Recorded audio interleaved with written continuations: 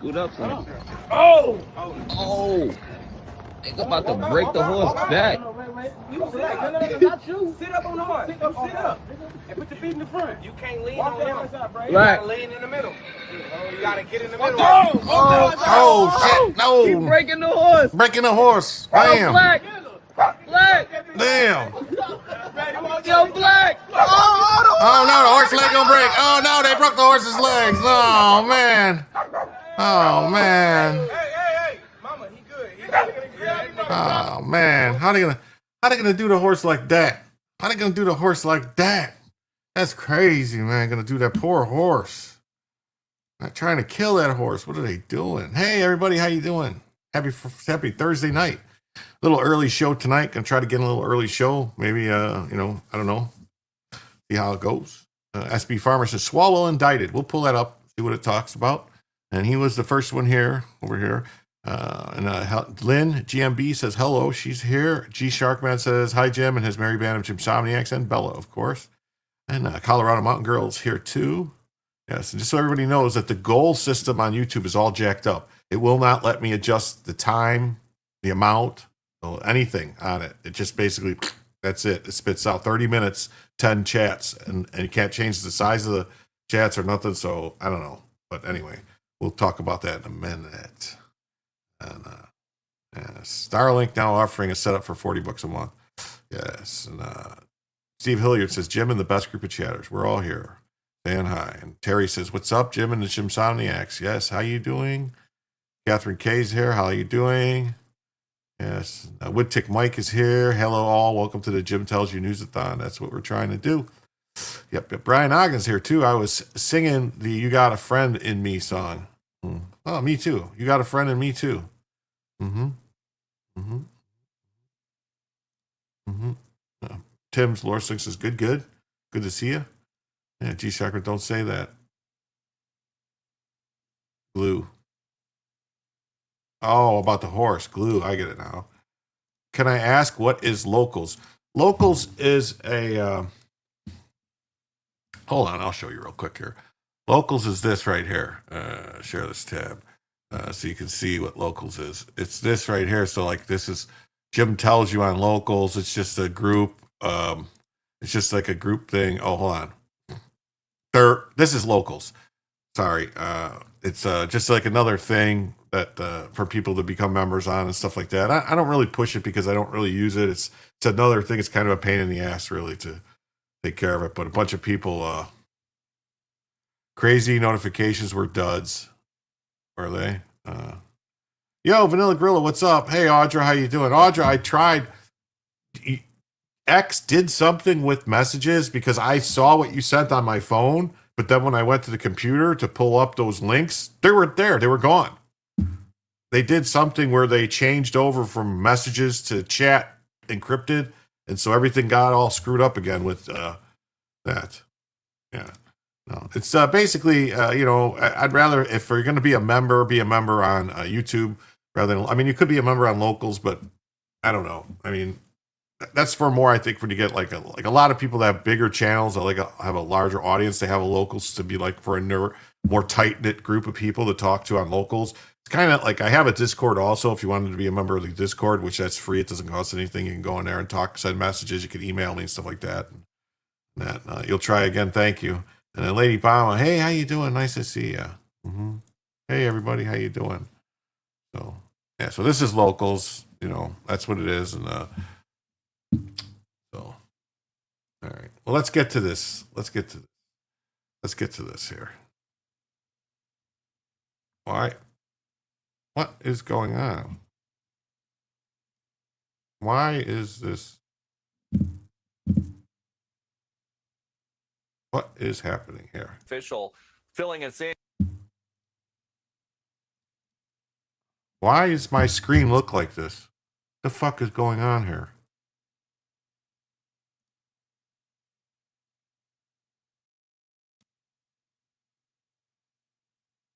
Why? Is it always like that? Is it always like that? Maybe it is always like that. I never noticed. I thought it was supposed to be full. The whole screen was full. Hey, Nanny Goats, what's up? Hang the True Teachers Gobs, thank you. Just bake some cinnamon rolls, waiting for them to cool down. I like them when they're a little warm. You put the frosting on them and it melts a little bit. But anyway, so there is a goal tonight, just like there is every night. But like I said, YouTube's goal system is screwed up, so it's going to look messed up. Need Bellavision to fix it. Yeah, maybe that's what it is. So for every $75, it comes in across all platforms, including memberships and gifted memberships, Rumble Rants and YouTube Super Chats, and gifted memberships on, Twitch, I think also, and memberships on Twitch, I'm not sure. And then Locals coins, whatever. For every $75, we extend the show by 1 hour. If any individual donation comes in of $25 or greater, so that would be like if someone was to gift, say, 5 memberships for Movember November, Locals is the Grifters channel. Yeah, I don't really do anything on Locals. I have a Locals. I've had a Locals for a long time. I've had it since before I even had a YouTube channel. I had a Locals just because, I don't know. Anyway, any individual donation of $25 or greater comes in. Bellavision gets activated. Or once we hit $50, then Bellavision gets activated. And Bellavision is this right here. There's Bella. There she is. That's Bellavision. That's what she's doing there. She's just relaxing. Just chillaxing there. Yep. Mm-hmm. That's her chilling like a villain. But so that's what you get.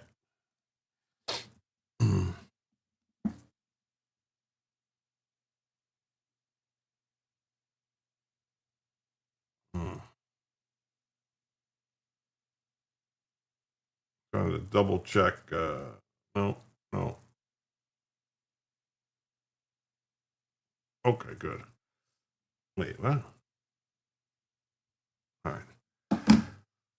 Locals is the Spirit Airlines. Yes, it is. So let's see here.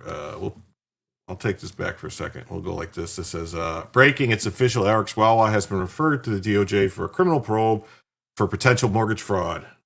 Fang Fang's boyfriend effed around, and now he's about to find out. Breaking just moments ago, Fox can now confirm that California Democrat Congressman Eric Swalwell has been criminally referred to the Department of Justice, accused of mortgage fraud. Senior White House correspondent Peter Ducey reporting live on this breaking news on Eric Swalwell from the North Lawn. Hey, Peter. Martha, as I was walking up here to do a hit on a different topic, I got a call from an administration official filling us in that Eric Swalwell, the Democratic California congressman, has indeed been referred to the Justice Department by Bill Pulte, who is the head of Fannie Mae and Freddie Mac right now, because he is accused of making false or misleading statements on a mortgage application. We believe that this pertains to a $1.2 million house that Swalwell has in the Washington, D.C. area. Swalwell has already responded. Part of his very long statement says, as the most vocal critic of Donald Trump over the last decade, and as the only person who still has a surviving lawsuit against him, the only thing I am surprised about is that it took him this long to come after me. Like James Comey and John Bolton, Adam Schiff and Lisa Cook, Letitia James, and the dozens more to come, I refuse to live in fear in what was once the freest country in the world. Now, Swalwell has not been charged with anything. This is a criminal referral. Basically, a government agency thinks that they spotted something that is possibly illegal on mortgage documents from Swalwell. The Justice Department will now review these documents to see if a prosecutor believes that charges are worthy in this case, and then we would go from there in the judicial process. Martha. Yeah. Hey, Jody, thanks for stopping by. She said she tickled the plussy button. The plussy. Couldn't have happened to a better guy. That's right. Couldn't have happened to a better guy. Yeah. Disgraced Rep. Eric Swalwell has been referred to the DOJ for potential criminal charges after evidence of mortgage fraud was found by FHFA Chair Bill Pulte per NBC. Swalwell not only committed mortgage fraud, he deemed himself ineligible to be a member of Congress as he declared his D.C. residence his primary residence. Uh-oh. Yes, that's right. Jim is early tonight. He is. That's Miss Hacker. I am. I tried to go a little early tonight because, I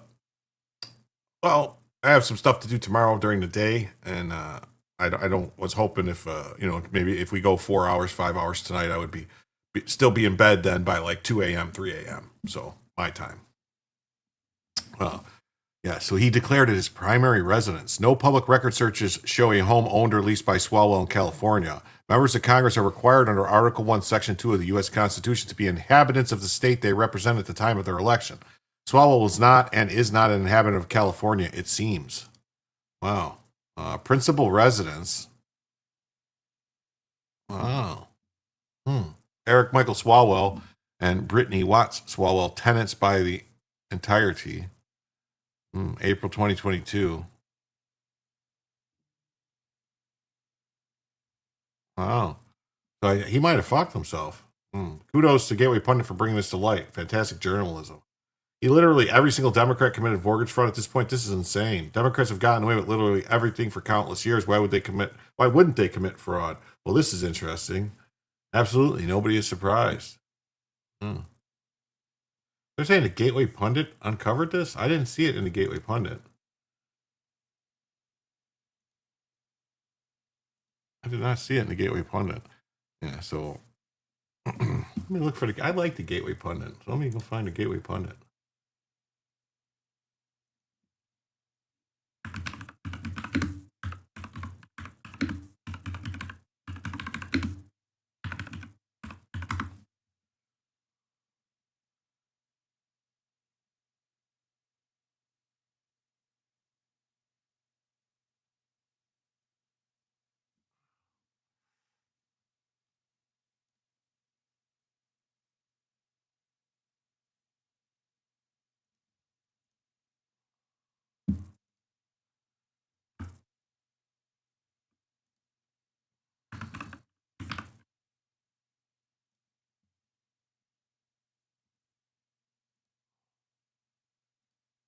Sorry about this.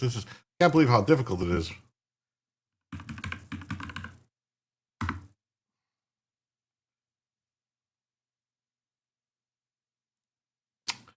All right.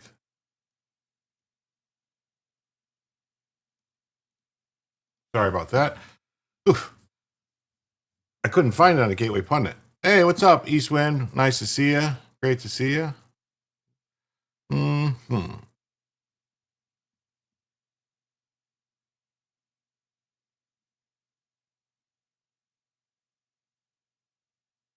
Hey, Gilly, what's up? How you doing? So much fraud in the government. Yes, it is. Gilly Claw's here, too. I'm sorry to hear about your dog had a seizure. My dog had a seizure today after a pain shot at the vet. Thought she was going to die. Bad day for both of us. Had a seizure. That's terrible. That's terrible. What was the pain shot? What was it that they gave her? I mean, that caused it to happen, or him or her? I'm sorry to misgender your dog, possibly.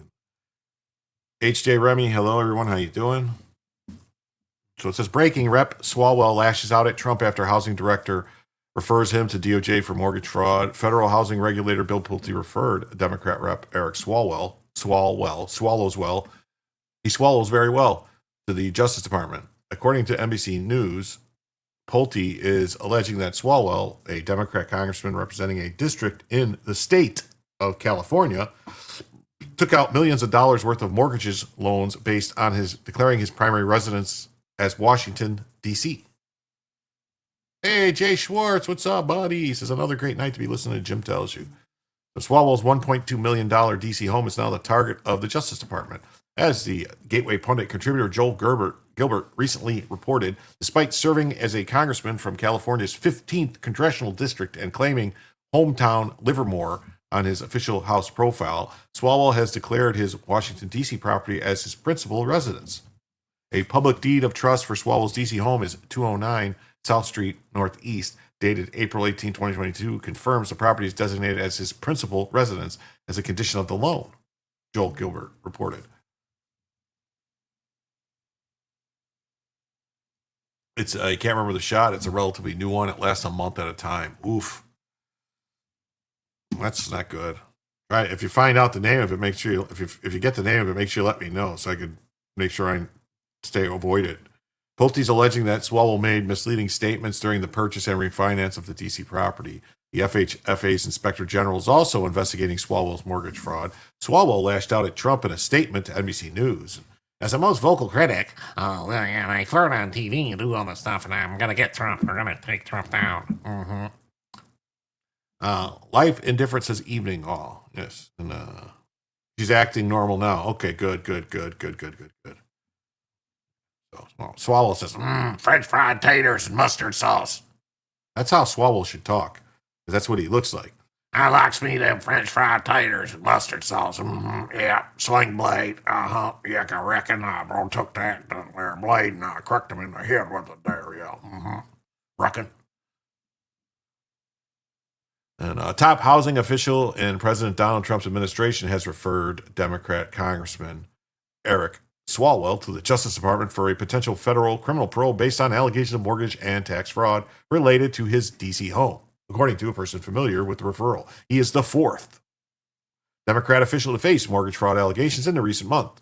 Bill Pulte, director of the Federal Housing Finance Agency, alleged in a letter sent to Attorney General Pam Bondi on Wednesday that Swalwell may have made false or misleading statements in loan documents. Better get Mako. The matter has also been referred to the agency's acting inspector general. Pulte has referred others to DOJ.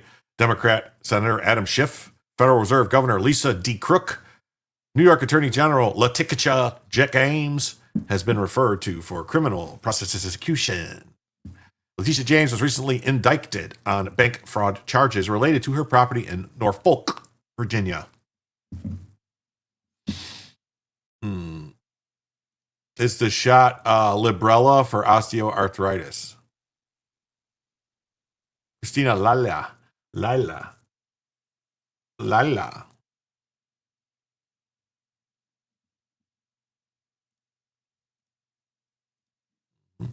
Swalwell's $1.2 million DC home, the target of a mortgage fraud referral.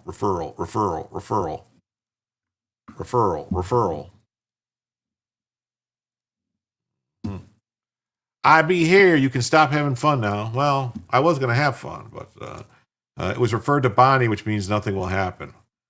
Well, I mean, other ones that got referred, stuff happened. You know, I mean, nothing happened to Schiff yet, but nothing happened to Shifteroo. But I mean, I think Eric farts well. I mean, Swalls smells bad, whatever his name is. I think he should go. Yeah, so Pulte sent a letter. Sent a letter on a warm summer day. The California demon rat was able to secure millions of dollars worth of loans by lying. No one is in jail yet out of all these indictments. Well, no, they got they get a trial. This is America. They get a trial. They get a right to, the government has to prove beyond a reasonable doubt that they actually committed the crime. The people don't even have to put on a defense. They can just, Black hole blondie, won't you come and run away the crimes? Black hole blondie. I don't trust anybody with clear glasses. I'll say that right now. Clear frames makes me think he's up to something.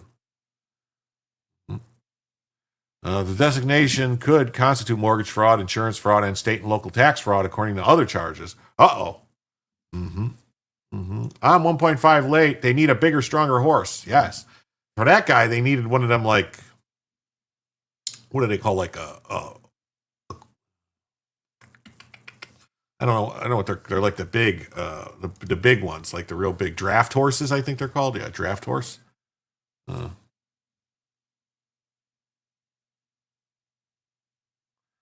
As the most vocal critic, yeah. Of course, I will not end my lawsuit. What lawsuit? What the hell is he talking about? Lawsuit? Boursin cheese and smoked salmon, huh? I like Boursin cheese on a Clydesdale. Yeah, they need like a Clydesdale, one of them big fucking things.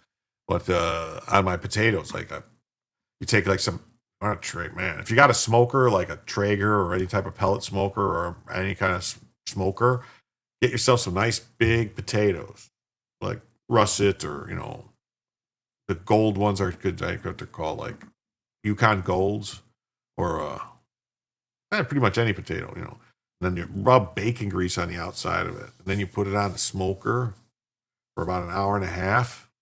And then some Boursin cheese. Ooh, buddy, just the potato starts to pick up the bacon flavor and the smoke flavor. Man, is that some good stuff. Oh, Jules is here. What's up, Jules? Hi, Jim and friends. Can't stay long, but I just wanted to say, come see my people. I hope you're having the best night. Hit the like button. Well, thank you. Thank you very much, Jules. Tim Lorson says the FBI failed. DOJ failed. Mortgage fraud will fail. President Trump must fire now. Fire everybody. Fire them all. Fire them out of a fucking cannonball. Cannonball! Yeah, the referrals indicate misrepresentations may have granted each more favorable loan terms. Huh.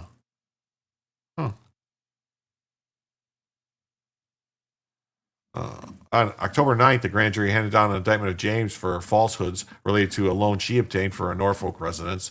A separate grand jury, as of August, was weighing charges against pencil neck Shifty Shift. But he has since appealed her case to the U.S. Supreme Court. Oh, Lisa D. Crook, yes, of the Fed. She appealed to the U.S. Supreme Court. But she was fired, but she hasn't appealed her mortgage fraud case. She appealed her firing case. I believe the mortgage fraud case is still an active thingy. Swalwell purchased the Victorian bungalow nestled in the district's east historic Eckington neighborhood, just a mile north of the Capitol, in 2020 for $1.2 million. The records reflect. Wow, look at that pool. What is that? What kind of ghetto pool he's got there, man? Come on, you can't get a better pool than that piece of crap. Get a decent pool, dude. Come on, you steal a bunch of money from everybody. You should be able to get a better pool. The home, which boasts 6 bedrooms, 5.5 bathrooms, and more than 3,000 square feet of space, has most of its original 1920s interior ripped out and replaced with a more modern look that includes a stainless steel fireplace, a white marble chimney. Wow. While characterizing the fraudulent loan allegations against him as just more hot air from the president, Swalwell isn't a stranger to investigations of his conduct. Uh-oh. In January 23, House Speaker McCarthy kicked Swalwell off the Intelligence Committee following reports 3 years prior that a suspected Chinese spy had infiltrated his pants. Yes, Fang Fang and Alex Swalwell did the bang bang and the chang chang with the ching chong and the ding dong.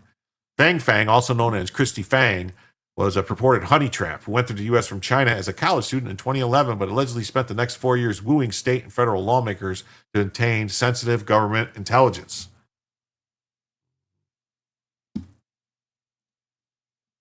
That unshaved look does him no favors. Yes, that's what I say.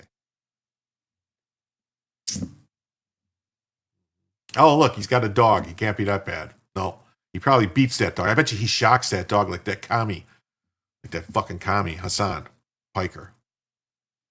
At least 2 mayors of Midwestern U.S. cities had a romantic or sexual relationship with her. Uh-oh. A U.S. intelligence official and a former elected official told Axios in 2020. FBI gave Swalwell a defensive briefing about Fang, who worked as a bundler for his 2014 campaign. Yeah, she bundled up some stuff and stuffed it into his pants. Was seducing politicians, causing him to cut off all contact with her in 2015. Did he, though? Did he really? Eric Swalwell cannot get a security clearance in the public sector. Why would we ever give him a security clearance with the secrets to America? I will not allow him to be on Intel, McCarthy told Fox News. Is he on Intel now? Democrats' relationship with her later became the focus of a 2-year probe by the House Ethics Committee. The ethics panel closed the inquiry in May 23, finding no fault, but a letter to the congressman cautioned members to be cautious of possibility of foreign governments may attempt to secure improper influence through gifts or other interactions. Yeah, if a hot Chinese broad starts trying to hit on you in Congress, it's like a 99.9% chance. She's a fucking communist spy. Let's be real. You know, and if she's looks differently, she's probably a spy for that other country. You know, Swalwell has been a critic of Trump, leading to charge for his impeachment in 2019. Yes, it's definitely a honeypot situation. 2 years later, he compared 9/11 mastermind Osama bin Laden with Trump in the context of the president's second impeachment attempt. Wow. I compared the words of an individual who incite and radicalize somebody as Osama bin Laden did. I thought Osama bin Laden drew up the plans for 9/11. He just incited it. So now Osama bin Laden wasn't the mastermind of 9/11. He just incited it with his words. He made someone else do it. Chinese chow mein. Yeah, Chinese chow mein. That's what she said. I'm Chinese, chow mein. Swalwell made a failed run for the presidency, but dropped out a year before the primary because he got 0 votes and nobody wanted to talk to him, and he farted on camera. He's like, I'm going to get the bull with the bull. Or something. He had some kind of word salad thingy that didn't work out so well.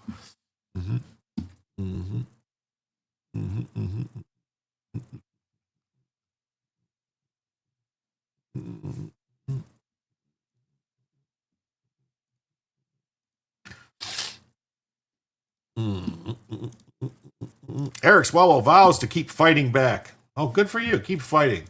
Just keep fighting.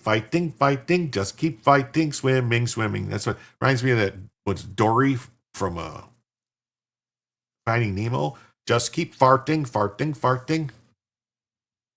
Oh, Jim is on a roll tonight with the jokes, people, so you should hit the like button. Yes, hit the like button. Yes, hit the like button. Yes.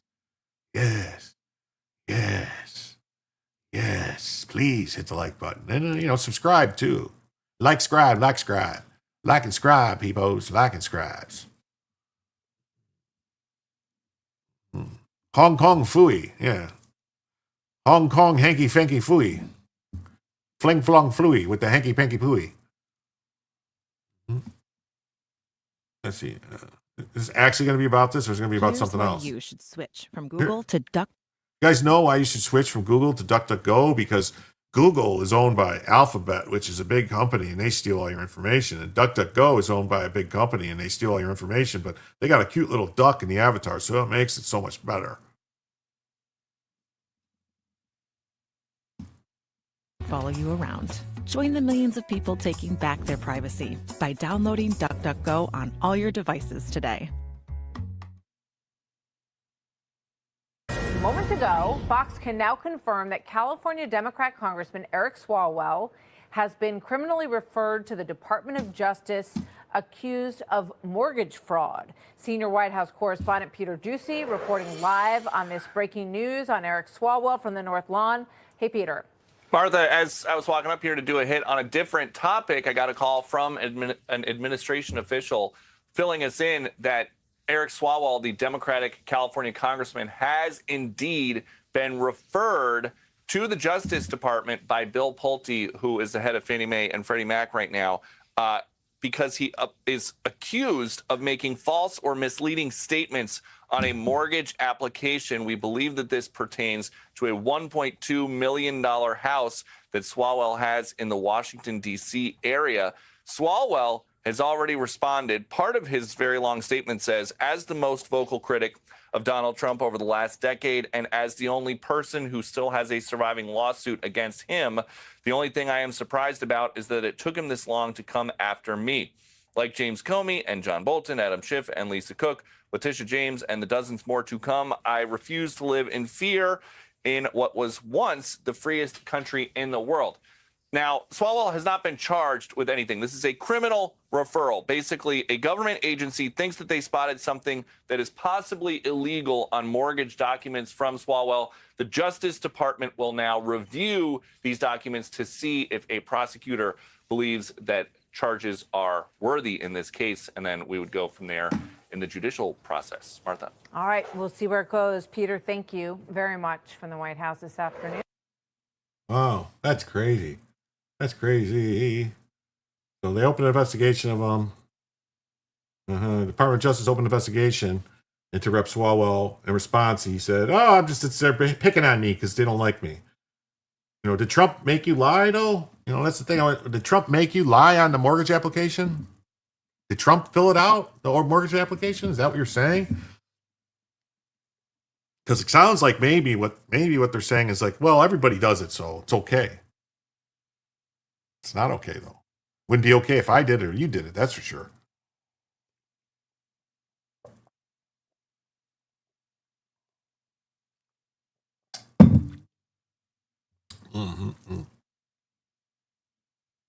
So there's that. And then another good news tonight, we have the Trump administration issued the first ever foreign terrorist designations against Antifa-linked cells in Europe, targeting groups in Germany, Italy, Greece, tied to bombings and violent attacks. Poop is poop. That's right. Mm-hmm. Oh, Dan, don't worry. He says, hi, Jim. Sorry I'm late. Oh. A wizard is never late. He arrives precisely when he's supposed to. Gandalf told me that. The move freezes U.S. financial ties and blocks members from entering the country. Yes, see? Antifa, foreign terrorist organization.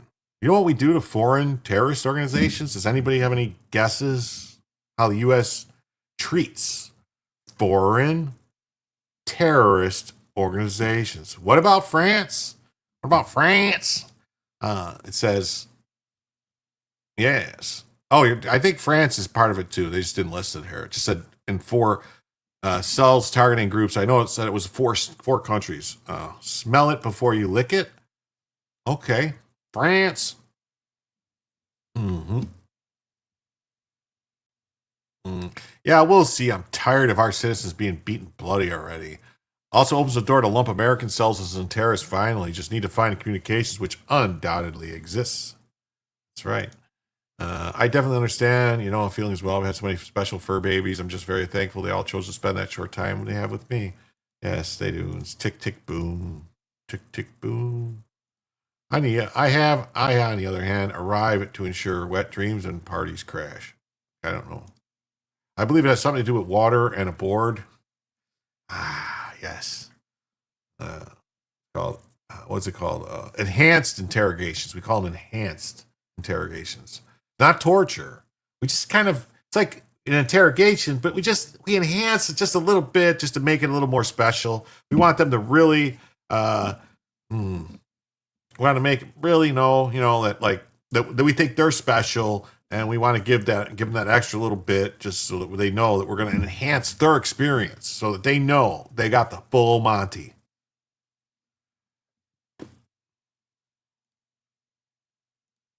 In a massive development, Secretary Marco Rubio designates Antifa a foreign terrorist organization. Yes.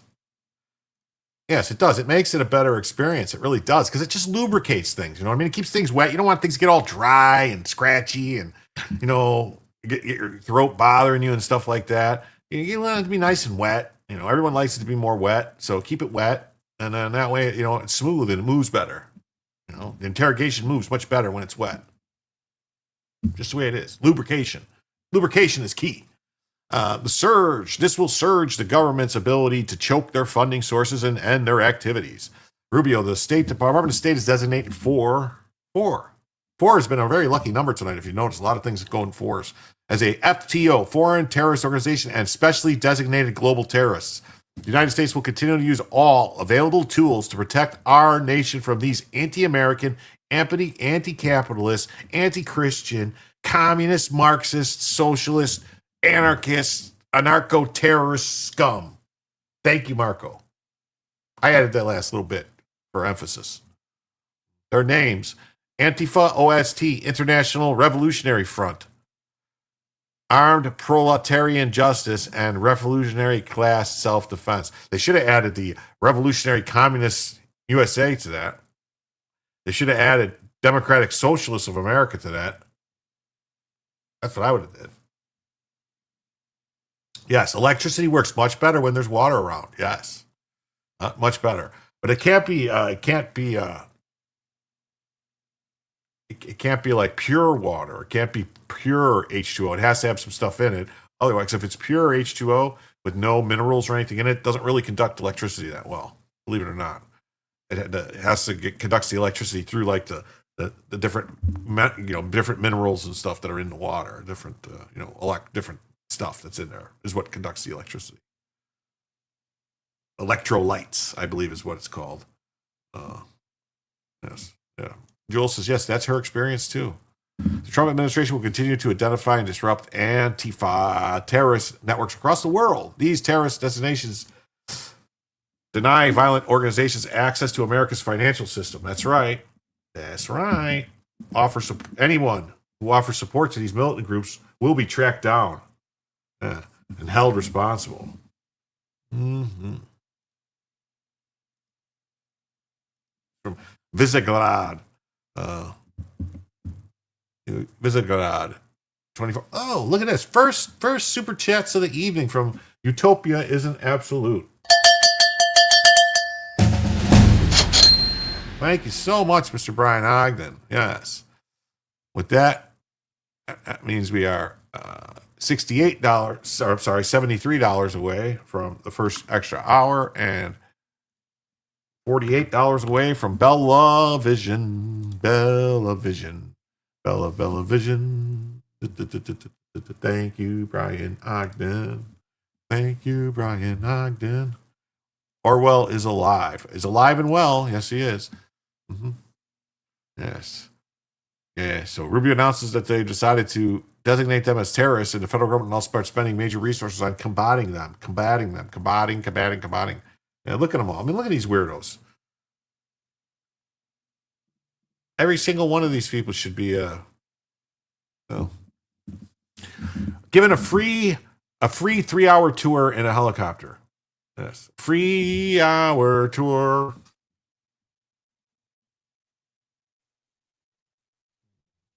And this legal mindset, okay? Legal mindset attorney named Andrew. Not going to say his last name, that would be doxing. Just massive move. This will not only shut down the money pipeline, but can lead to actual arrest for material support. He is correct. Oh, Jules says, I followed Brian's lead on the Cash app. Oh, let me look then. Okay, let me look there. Okay, thank you, Jules.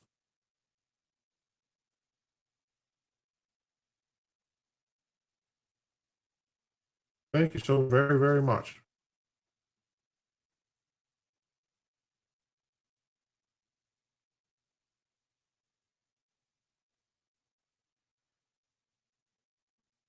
Okay. Hmm.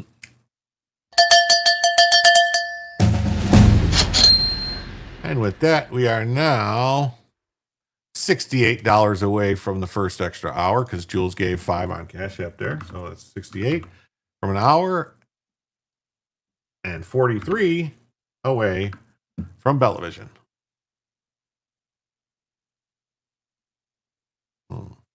Jim's chat is the best chat. Your picture is all blurry. My picture is blurry? For real? Your camera has trouble? Is that the guy who lives in Japan? Yeah, he lives over there. Is my camera acting weird?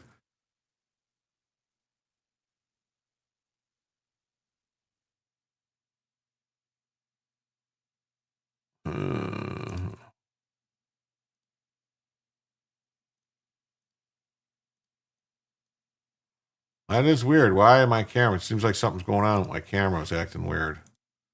Huh. It's fine now. Cleared up. It could be internet stuff. Got better. There's been a lot of internet issues. These, believe it or not, these solar flares actually did cause some.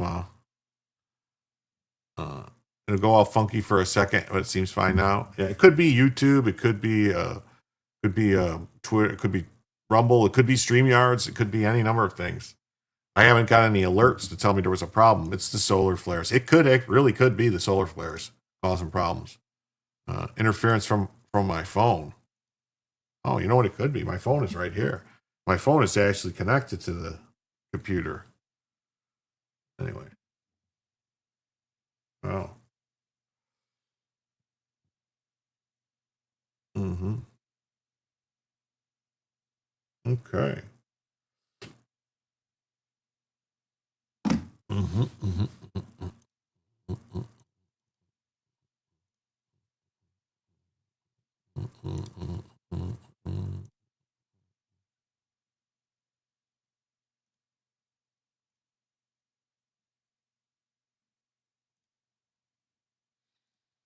Mm-hmm. Mm-hmm.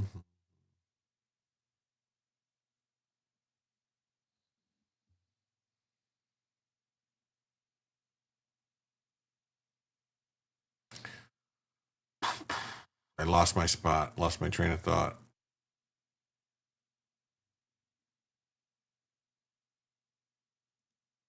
Okay. Okay, yeah. Rubio now, so here's what he said. I'm sorry. Oof. No, that wasn't it. Who knows? It's clear now. Okay. Checking Cash App. Oh. You think checking Cash App could have caused the problem with my screen?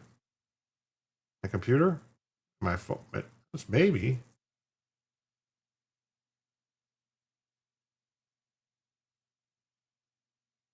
I don't see nothing there. Okay, I'll put it over here. Maybe it's better. Maybe it's better over there. All right, so let's do it here. So, all right, let's go. Let's get on with this. Antifa group designated as foreign terrorist organizations for first time. I came here to do two things: chew bubblegum and kick butt, and I'm all out of bubblegum. Rockin' Rodney here. Rockin' Rodney Piper. Roddy Piper. What's up, Rodney Latin? How you doing, man? Great to see you. Thanks for stopping by. Purple shirt is nice. You like it? Yeah, it's a nice one. This is a Tasso Alba shirt. The White House formally designated the violent left-wing group based in Europe as a foreign terrorist organization as part of the broader crackdown on extremism.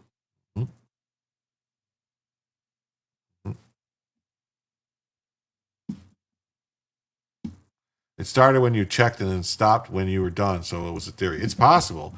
It's possible because my phone is actually connected to the, I don't know, it's connected to something. State Department announced that it intended to designate Antifa groups, Antifa Ost, International Revolutionary Front, Armed Totalitarian Justice, and Revolutionary Class Self-Defense. Because they use force against those they identify as opponents to their Marxist and anarchist projects. Mm-hmm. The thugs from Germany, Italy, and Greece have carried out dozens of attacks in Europe over the recent years, including assaults, bombings of government buildings, and shootings. Shootings. It's the satellites. The anarchists, Marxists, and violent extremists of Antifa have waged a terror campaign in the United States and across Europe and the Western world for decades, carrying out bombings, beatings, shootings, and riots in the service of extreme agenda, said the spokesperson Tommy Peugeot in a statement. Oh, no, Jules says, I got to get off the bed. I always love stopping by to live. Y'all take care, Jim, in the chat. I'll see you in the comment section. Thank you, Jules. State Department's committed to identifying and dismantling these terror networks that conspire to ruthlessly suppress the will of the people and violently undermine the very foundations, the bedrock of what the United States and the Western civilizations were built on. They have donor pages for Shiri.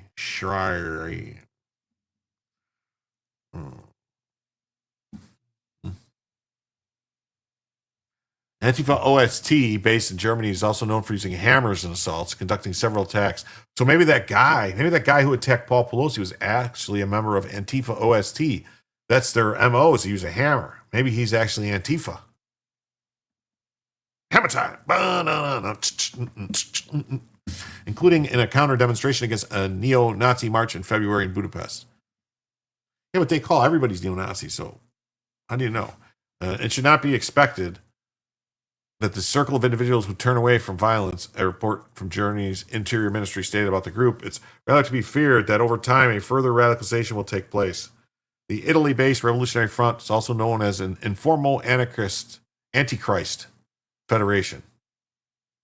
The revolutionary armed conflict against the government.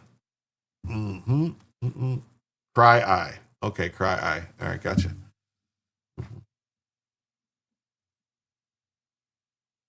Two of its militants kneecapped a nuclear engineer executive in May 2012 in a shooting. Like shot him in the kneecaps? West Point's Combating Terrorism Center in March 2014 report also noted that the informal Anarchist Federation carried out a letter bomb campaign against European Union officials between December 23 and January 24. Most of the dangerous messages were intercepted, but one exploded in the hands of a European Commission president at his home in Bologna, or Bologna, whatever you want to say it, though he was uninjured. In Greece, armed proletarian justice also conducted a failed bombing attack against a government building in December 2023 as part of the anarchist and anti-capitalist campaign. The bomb was discovered and defused before detonation.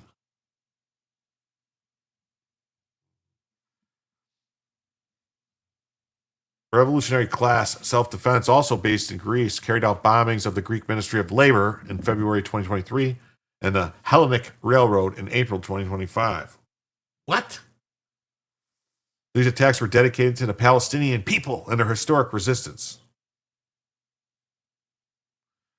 President Trump declared Antifa a major terrorist organization on September 17th, 6 days after the assassination of conservative activist Charlie Kirk, allegedly by a 22-year-old gunman who had been radicalized online towards leftist Antifa ideology, according to the state prosecutors.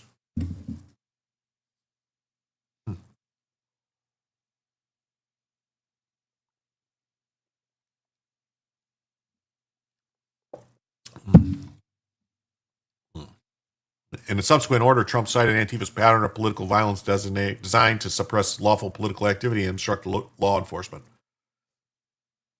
It's going to be a real tough fight when there are no uniforms. Well, Antifa wears uniforms, though. They all dress in black, so they're easy to find. You know, that's a lot of Bologna. Yeah, a Bologna. Bologna. My baloney has a first name, it's O-S-C-A-R. My baloney has a second name, it's M-A-Y-E-R. I like to eat it every day, and if you ask me why, I'll say, 'cause Oscar Mayer has a way with B-O-L-O-G-N-A. All the relevant executive department and agencies shall utilize all applicable authorities to investigate, disrupt, and dismantle any and all illegal operations, especially those involving terrorist actions conducted by Antifa or any person claiming to act on behalf of Antifa, or for which Antifa or any person claiming to act on behalf of Antifa provided material support, including necessary investigatory and prosecutorial actions against those who fund such operations. Get the funders, get the funders. Get the funders, get the funders. So they designated 4 groups in Europe affiliated with Antifa as a foreign terrorist organization, FTOs. FTOs. See, they designate the FTOs. See, I'm doing that thing they do with the B cans. That means I'm right. If they just dress regular and attack, well, bologna was like Vienna sausage. Yeah. I mean, bologna is basically like, bologna is basically the same exact thing as a Frankfurter, or whatever you want to call it, a hot dog and bologna. It's the same. Samey same. You get it, you get an Oscar Mayer hot dog and an Oscar Mayer bologna and taste it, it's the same. You get, let's say, you get like kosher, kosher, beef hot dogs, and yes, they taste the same. Trumpinator for 5 says Antifa says hi, Jim. Well, hi, Antifa. Hi, Aunt Tifa. How you doing? Wow, and with that 5, we are $5 closer to getting Bella out of her cage. Yes. We're now $38 away. 38 special. We're the 38 special. Take a light on me. Boom, boom, boom, boom, boom, boom, boom. And $63 away from an extra hour of the show. Wow. Great how that works. Bologna is a hot dog steak. Pretty much. Thank you very much. Tony Paco's hot dog is different. Okay. I don't know. I've eaten a lot of hot dogs. I've eaten a lot of bologna.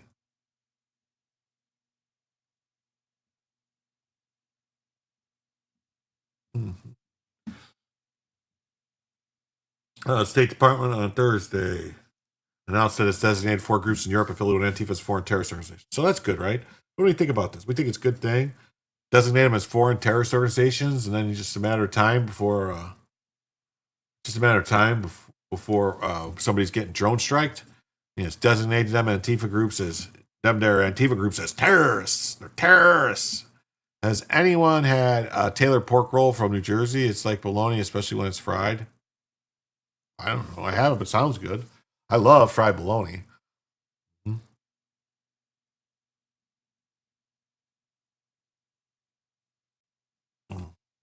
Oh, Jamie Farr from MASH is from Toledo and loves Tony Pacos.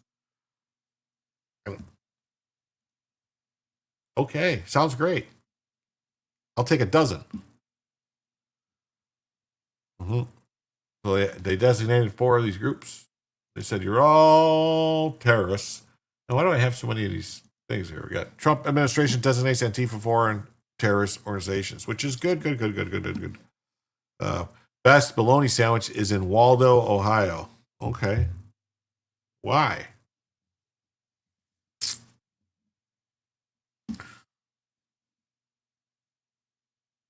Marco Rubio just goes, look, we're going to take a bomb about this big and we're going to drop it on Antifa. Fried bologna was a staple food growing up. Really good. I like it. Toledo is 30 miles north of me. Awesome. I really like it, man. You got to take a nice big onion, dice, cut it up, slice it, fry that, and then drop the bologna on top of it. Let the steam from the bologna come and start permeating into the steam stuff from the, as the onions are cooking, permeate into the bologna, and then you turn it over and put the bologna down and get a nice char on it with the, oh, man. Oh, I'm hungry now. Now I'm starving. Like Marvin over here. No, Kurt is cooking. We love fried bologna. I'm going to have to go cook some fried bologna, maybe. I don't know.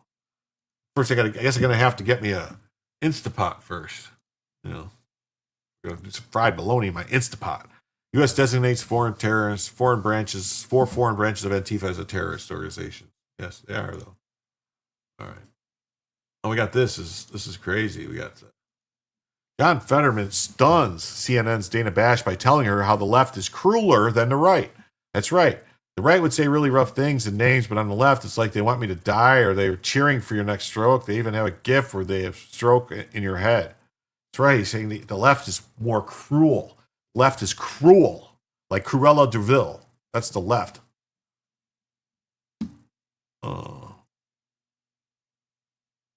Fried hot dogs are much better.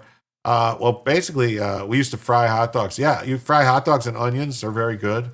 Basically, I think it tastes just like fried bologna. Depending on the hot dog, they can have slightly different taste and flavor, but basically the same thing. Why does bologna curl up? It shrinks and it makes like a thing. It actually should look like a little hat when you're fried. It should go like this. It should go roop like a little, almost like a, I don't want to say a nipple, but something. Yes, John Fetterman is in the hospital. We're going to get to that in a second. He is, but the right would say, yeah, so let's see. So here he is.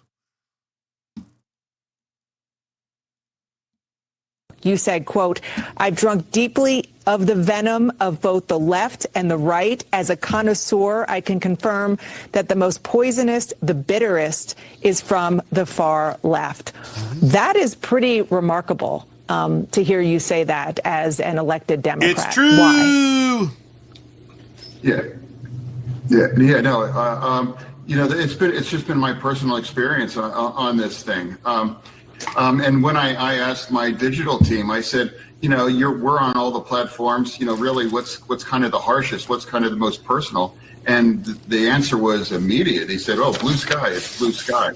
And the difference is, the right would say really rough things and names.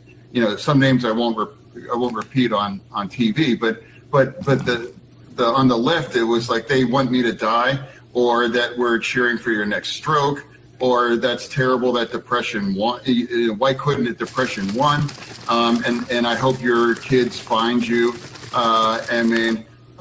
even have like the graphic, a GIF where they have like a stroke, in your head, cheering at that. Yeah, and they said that. I remember one. They claimed, "Oh, the doctor let us down," and why did they have to save his life? Just really, like, I just can't imagine. People are wishing, I wish he dies, or I want him to die. Literally cheering for a stroke. And I don't know what the kind of a place where that comes from. That's much different than just calling me a name. That's really been the right would call him like lurch community online. Call him like lurch and stuff like that. Lurch or different things like, or said that he had a body double, stuff like that, because it was very weird. Like, I still think there's two pictures of him that they just don't look like the same person. That's my opinion, but I think they definitely hit him with the heart attack gun. That's what I think happened. He started making too much sense, and they had to get rid of him.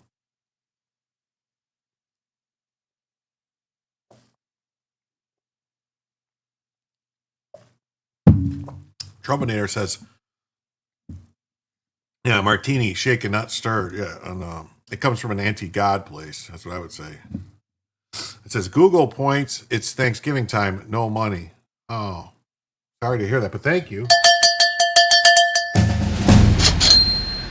Thank you. And I just want to remind you, we've been going for 1 hour, and I want to remind everybody that it is Mo-member November. That's right, Mo-member November. So if you want to help out with getting some more members for November to the channel, gifted memberships are a nice way to do that for Mo-member November, to hit our goal and stuff, get Bellavision and everything like that.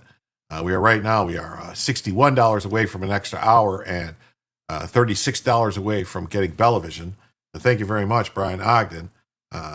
No God means plenty of room for evil. That's right. And so just keep in mind, people, that there's a goal in the show. If every $75 we hit, we add an extra hour to the show. If any individual donation of $25 or greater comes in, Bellavision gets activated immediately. Right now we are, or if once $50 comes in, we are $61 away from the first additional hour and $36 away from Bellavision. And I also want to remind you that there is a links pinned in the chat on YouTube and Rumble for PayPal and Cash App, and the QR codes are also on the screen if you'd like to donate there. And let's continue with the show.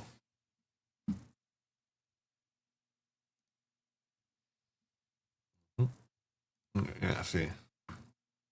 Yeah, WorldNet Daily says that most poisonous, the bitterest. John Stederman stuns the CNN anchor by revealing how cruel the left is. Yes, he does. He's like, they're cruel. They're so cruel to me. Yeah, so Bash read a quote of Inside Politics from his new book Unfettered, where he wrote the most poisonous all the stuff. Yeah, so it's brutal. Oh my God, $500 at the vet today means a lot of hot dog eating. I can't give plasma right now for any more donations. Okay, I understand. That's fine. I believe me, Danny Good. I know. The last time I had Bella at the vet, it was $1,000. Oh my God. Rant for Bella, Jim. Oh, okay. Oh, there it is. Life is indifferent. Here's for Bella. Thank you. And just like that, we get the Bella Vision activated to a Rumble rant. Thank you very much. Life is indifferent. Thank you. So here we go. Bella activated. There she is. There she is. Miss Bella American.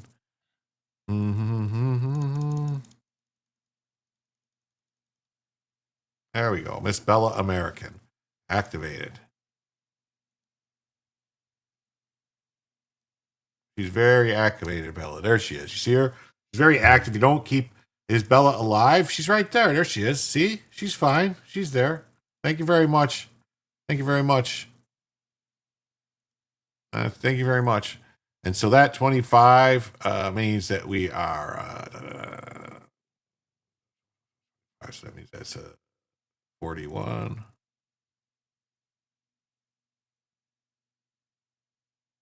36 away from the first additional hour.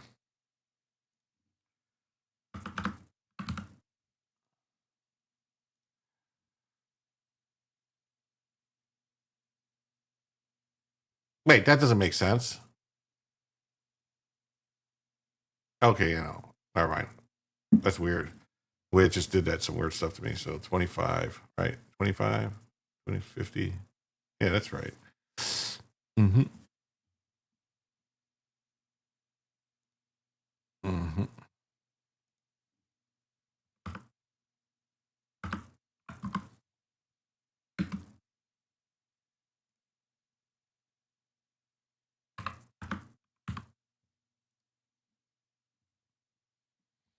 Okay, wow. Hi, all. Just late, no excuses. Well, don't worry about it. I started early, so, that'll happen. Funny how math works.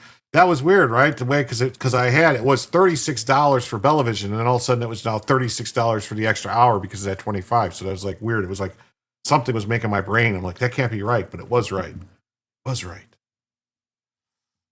Mm-hmm. Right? Because if you go... Yeah, if it's 14 off of 75 is 61, and 25 after that is 36. That's what's weird. Yes, it's just weird. Weird how math works.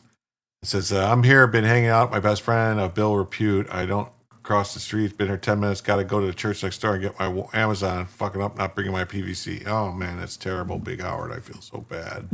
That's horrible. If you go left. Uh-huh.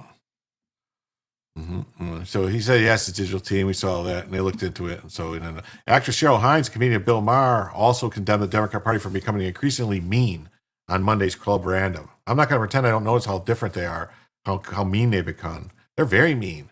The left showed us its cruelty after the assassination of Charlie Kirk. And moreover, Democrats elected a guy who said he wanted to see the person's kids dead in their arms.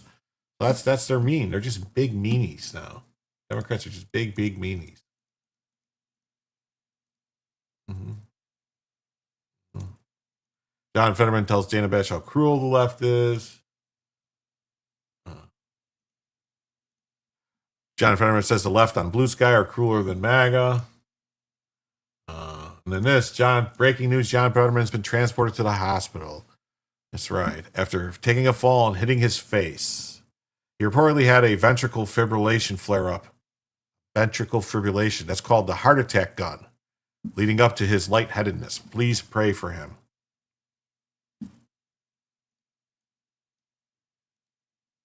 News for you from Senator Fetterman's team. During an early walk, he sustained a fall near his home. Out of an abundance of caution, he was transported to a hospital. Upon evaluation, it was established he had a ventricular fibrillation flare-up that led to him feeling lightheaded, falling to the ground, and hitting his face with minor injuries. Senator Fetterman, always in good spirits, always an optimist, quipped to his team, "If you thought my face looked bad before, wait until you see it now." And then he thanked the EMTs. Our prayers to Senator Fetterman. America Reports. News for you. That's right. Our prayers to Senator Fetterman. Yeah, they're blue meanies, the left of on the equation. Yes, they are. And they are the party of tolerance, Jim. Yeah, they tolerate a lot of meanness. They tolerate all the meaniness. MAGA aren't cruel. They're not. That's heart failure. AFib's nothing to play with. Yeah. You know what they say? You ever heard that song by Wu-Tang Clan? A lot of people think it goes, Wu-Tang Clan ain't nothing to fuck with. But actually, it's atrial fibrillation's nothing to fuck with. That's how they sing it. Yeah. Fetterman got a facelift. Yes. Something happened. This picture of Fetterman here on the screen right now, and then this Fetterman that we've seen, the other picture, they just don't look like the same person to me. They don't. Pray for John Fetterman as he suffered a fall and was transported to the hospital. He had a ventricular fibrillation flare-up that led to Senator feeling lightheaded, falling to the ground and hitting his face with minor injuries. If you got to look at my face, if you thought my face looked bad before, wait till you see it now. He's trying to be funny. He's got the jokes. Leave the jokes to me, Fetterman. I'll tell the jokes. He's doing well, and he received routine observation, and he's a good man. I don't know. It's just John is a good man. Hope he makes a full recovery. Statement from Fetterman.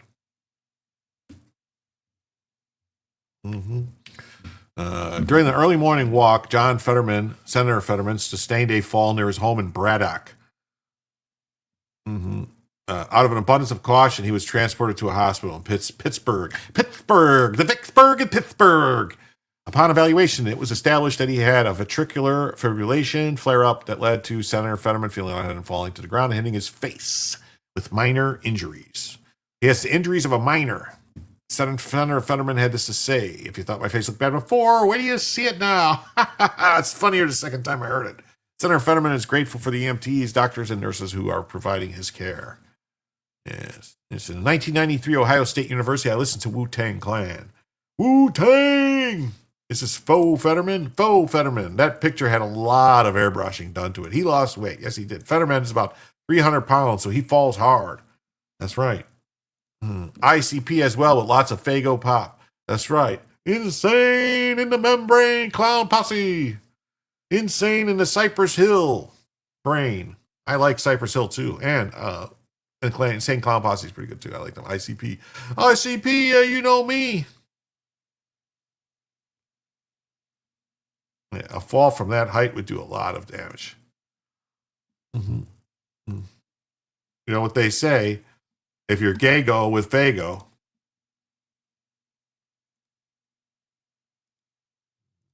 Right here. Blue Sky is an absolute cesspool right now in the wake of the news about John Fetterman falling. Look at this. Fetterman needs to quit his job and focus on his health. Damn, I hope the payment is okay. Oh, John Fetterman's the opportunity, the funniest thing ever. What would be the funniest thing ever for John Fetterman? I don't know. Fetterman's back in the hospital, claiming he fell. Liar. He spent a week doing a book tour. I wiped him out. It wiped him out. Now he's not able to do his job. Oh, you don't? Okay, you screwed that up. I know. I did it on purpose. Fago is great. Yeah. Jim, I don't picture you as a juggalo. I always liked the gathering of juggalos. I mean, you wouldn't recognize me because I'm wearing a bunch of face paint, a weird hat, jersey, baseball jersey. Just saying. You wouldn't recognize me. And this guy says, Fetterman is back in a hospital claim. Oh, yeah. Fetterman suffers injuries to face from fall, hospitalized to Hill. Tragically, he's expected to live. Oh, that's horrible. I worked at Fago. Well, good for you. Karma is a bitch, isn't it, Fetterman? Looks like you're not getting enough oxygen to his brain. I could have told you that. Oh, Fetterman is hospitalized from a fall. He's a lying fib. Karma's a bitch. How the fuck could anyone tell? He suffers an injuries to his face. Oh, look at this. There's some nice people. There's just some nice people over there, these Democrats. These demon rats are so nice. That was my brother's excuse, too. I meant to do that. Yeah. Mm-hmm. I drank Fago since 1974. Wow, man. Wow. Mm-hmm. Mm-hmm. Not I, Trumpinator. Joe of Good Logic joined. What? Oh. Joe joined Blue Sky. Okay. First, I thought you were saying. Taller people have a tendency to have heart problems, so at his age, the health is not a surprise. Yes. So we had this pop when I was a kid that the gas station would sell. And they would sell at the time it was like a nickel a can. Yeah, like a nickel a can for this pop called Wildwood. It was Wildwood soda. It was all different flavors. They had Wildwood cola, Wildwood lemon lime, Wildwood grape, Wildwood root beer, Wildwood. And I don't know where it was made. I don't know where it was made. If it was made in Wildwood, New York, or something. But it was just Wildwood, and actually, it was pretty damn good pop. Didn't taste the same as Pepsi or Coke, but it was pretty good. And we used to have it for all like the baseball games, football games, and stuff like that. At the end, you'd have get a pop at the end of the game and stuff like that. But anyway, my point being though is that it was different and it was fine. I haven't seen it in years. I don't even know if they still sell it, but it was more like RC cola. A lot of people, because RC is like bottled and stuff in Chicago, like from their Royal Crown. But I always thought I didn't like RC. To me, it was always too sweet and too much sugar. I know it sounds weird to say with a soda, but something that's too sweet was just weird. You still drink Fago? Well, good. If you like it, yes. And then here's a young guy here on YouTube that reviews all our music videos from the 80s and 90s. Saw him watch the Humpty Dance, and he was falling all over it. Nickel a can, you're showing your age. When I was your age, I could get a Frankfurter for a nickel. Shasta Cola here in California. Yeah, it's probably the same stuff, same type of thing, just different. RC was Jolt Cola. Yeah, well, Jolt was RC with double the whatchamacallit. Couldn't stand Tab. Yeah, we still have RC Cola. I remember Frosties were good. Yeah. Couldn't stand Tab. Yeah. Mm-hmm. Compare that with how conservatives are posting on Toxic X right now. Oh, prayers get better. Oh, pray for speedy recovery. Praying for you. Oh, man. Yeah. Communism is when ugly, deformed freaks make it illegal to be normal and then rob you and kill all successful people for petty resentment. Oh, wow. So bring John Fetterman to hospital after fall, suffers minor injuries to his face. Orange Julius, is that what you're talking about? Orange Julius? Best cola you ever had was Cola Turk. Mm-hmm. Orange Julius. Yeah, I remember Orange Julius in the malls. Yes. My older cousin used to put lemon slices in the tab. Democrat Senator John Fetterman, 56, was hospitalized on Thursday after falling to his home in Braddock. Fetterman was transported to a hospital in Pittsburgh, Pennsylvania, out of an abundance of caution. Yes. Orange Julius's are delicious. Yes, they are. Coca-Cola Freestyle is a good option. Yes, it is. God bless us all, definitely. God bless all of us.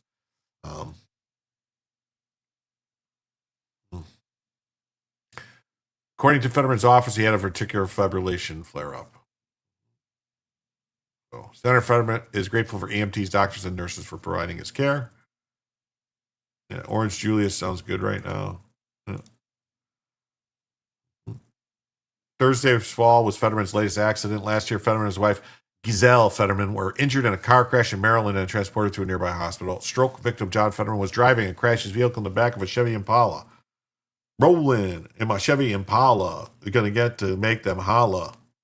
According to a Maryland State Police report, Senator Fetterman is at fault for the car accident. The report stated that Fetterman was traveling at a high rate of speed, well over the posted limit, when he slammed into a Chevy Impala. Yeah. At 14, he bought a 6.4 Impala. Fetterman suffered a stroke in May 2022. I'm sorry. Fetterman previously said he lost his ability to fully process language after his stroke. Yes. Orange whip. 3 orange whips. Did anyone actually eat cream of wheat? I still eat cream of wheat. Like at least once or twice a week. I eat cream of wheat. Been eating it my whole life. I ate it every day before school. It's fantastic. Who doesn't eat cream of wheat? That stuff is amazing. You put some chocolate in there, a little chocolate syrup in the cream of wheat, a little bit of butter, get some toast, then you dip your toast in the cream of wheat and you have the cream of wheat on the toast and eat that. Man, is that good. Oh my God. Oh, it's so good. Oh, you prefer grits? Grits are good too. Yeah, but cream of wheat and grits, you miss Minute Maid orange soda and Orangiana with real sugar. I got hooked in Germany. Jim was in the commercial. That's where all my money came from, the cream of wheat commercial. You like cream of wheat better than grits? I mean, I can eat grits. I can eat cream of wheat. Cream of wheat's also known as farina. People say it farina. Ever eat bulgur wheat? I've had. Are you talking about? I mean, I've had like steel oats and stuff like that. Is that what you're talking about, or bulgur wheat? I don't know. Is that like wheat? Kind of. I never. I don't think I know what it is, so I don't know. I doubt I ever had it. You prefer oatmeal? I like oatmeal too. But that's the thing. It's like, especially, I'm gonna tell you something. If you live in a place that's cold, like Chicago gets in the wintertime, and it's in the morning, and you need something hot, and you're warm, something hot and really fill you with energy, carb load for the walk to school or whatever, and you're all bundled up. Cream of wheat, oatmeal, grits, all that stuff, very good. Very good.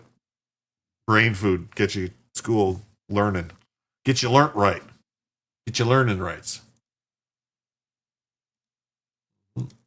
John Fetterman hospitalized in Pittsburgh after a fall hitting his face. Bulgur wheat is tasty. Well, I would like to, I like everything. I like dry stuff. So yeah, anyway. So he was hospitalized at abundance of caution. He's doing well, routine observation. Look at that face. Look at him. I think it was that picture of him where he's like, he looks like, I'm going to kill you. So he's feeling lightheaded, and so he had a stroke in 2022. And school was uphill both ways in the snow. Yes, it was. It was brutal.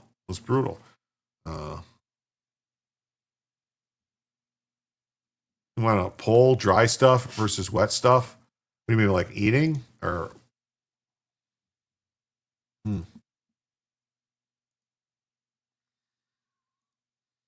Zero Head says Fetterman's hospitalized after ventricular fibrillation scare causes him to fall. And Fetterman is like a man of 1,000 faces. He always looks different.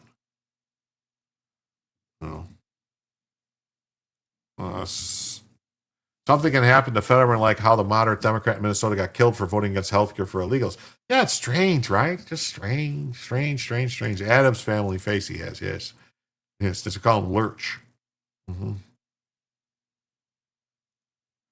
Sure you are eating dry oats. Oh, dry oats. Yeah, no. Okay. This is another good news here. Another good news story here. We have a federal judge has rejected Representative LaMonica McIver's motion to dismiss her case. Despite many who insist the indictment was invalid at the underlying conduct protected, Judge Jamel Semper ruled that her actions were wholly disconnected from any oversight function as a member of Congress.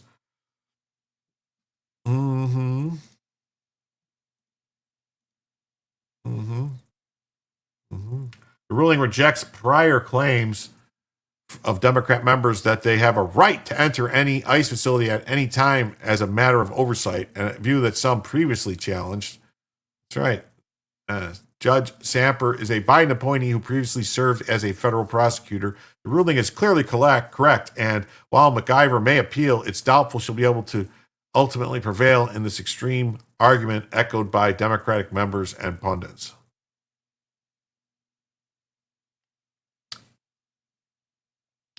I think it's safe to say that this does not bode well for Crazy Cat. I have been charged on federal indictment sought by the Department of Justice. So this is Crazy Cat right here. Anyone who doesn't know who Crazy Cat is, that's Crazy Cat. Crazy Cat right there. That's Crazy Cat. See? That's right there. Crazy Cat. Crazy Cat. Get it? The people that know will know. Crazy Cat. Crazy Cat.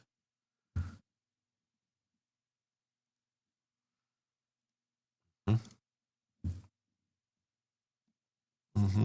Judge allows prosecution of New Jersey Democrat Rep. MacIver on assault charge to proceed. Yeah.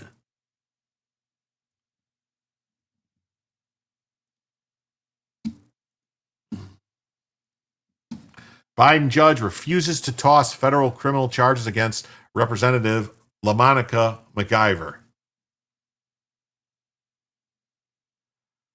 She's the one who got tossed on her ass at Broadview. Yeah, that's Crazy Cat got tossed on her ass at Broadview. LaMonica MacIver was throwing elbows and punches on video, and you can see her punching people, so she's got problems. Federal judge on Thursday declined to toss out the federal charges against LaMonica MacIver. In June, a federal grand jury returned a 3-count indictment charging Demon Rat Representative LaMonica MacIver with forcibly impeding and interfering with federal law enforcement officers at Delaney Hall Detention Center in Newark, New Jersey. Yes, oatmeal's best in cookies. Well, I like oatmeal cookies. Got to the point of meaning that most people have no more value than as fertilizer. Oh, good. Mm-hmm. I was the only child, so I had to do it for both parents, too.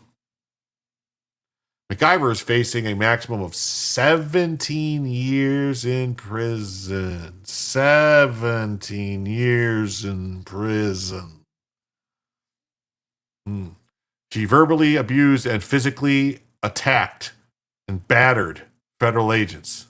ICE footage revealed she was verbally abusing agents and threatening to destroy their careers. I touch whoever I motherfucking want to touch, motherfuckers. You motherfuckers can't tell me I can't be touching motherfuckers up in this motherfucker. Motherfucker. That's what she said. Motherfucker. Watch. I have obtained exclusive ICE body cam footage clearly showing Demon Rat Representative LaMonica MacIver verbally and physically abusing federal agents at the New Jersey ICE facility. The video, you can clearly see indisputable evidence that MacIver is a dirty lying bitch.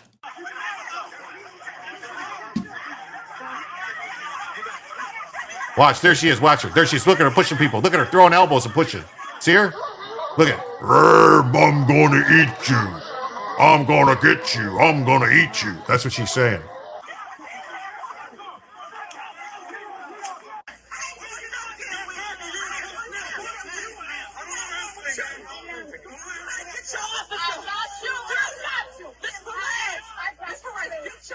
Why is this girl saying, I got you, girl. I got you, girl.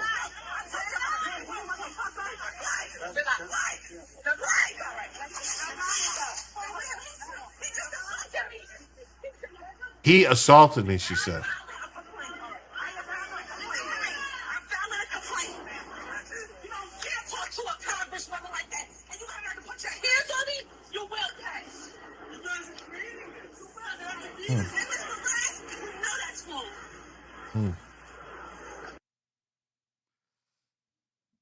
She should have been kicked off of all her fucking committees. That's what proved that the Republicans are a bunch of spineless, fucking worthless pieces of shit. That she's still on committees and gets to ask questions. She shouldn't be on any committees. She shouldn't get to ask any questions of anything. She should be basically forced to, sit at the kids' table, as they say. Sit at the kiddie table. That's what should happen. But all black feminine beauty. Yeah, it's amazing, right? And some people have anger issues. Should have been given her inspection right there. Yeah, should have. Woulda, coulda, should have. So district judge Jamel Semper, a Biden appointee, refused to toss the charges. That's right. He's like, bitch, I can't be tossing no charges. You on video punching motherfuckers. What's wrong with you? And admonished her for her actions. A federal judge on Thursday declined to toss the charges. The first-term Demon Rat was charged with assaulting law enforcement officers following a chaotic scrum. Too many black women are comfortable with violence. It's weird, isn't it? I know a guy who lost his job because of it. Anthony Cumia got beat up by a black woman in Times Square and then said something about it on X, and he lost his job. They fired him. Oh, that's racist. You can't talk about it. I can't talk about somebody attacking me? The 600 people.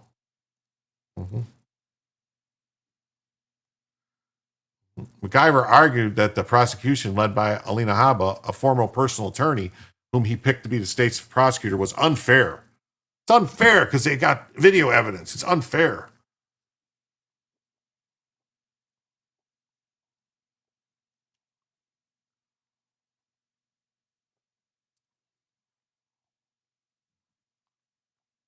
No bake chocolate oatmeal cookies. I won contest with my mother's recipe. That's awesome. Wow, nice. Repeal the 19th. And that she was shielded by the Constitution speech or debate clause, which grants members of Congress a form of immunity that's mostly impenetrable to investigations relating to official duties of lawmakers. U.S. District Judge and appointee of former President Biden disagreed and refused to toss 2 of the 3 counts while reserving judgment on a third until he sees more evidence. Defendant's active participation in the alleged conduct removes her acts from safe harbor of mere oversight. Lawfully or unlawfully, defendant actively engaged in conduct unrelated to her oversight responsibility and congressional duties. Duties.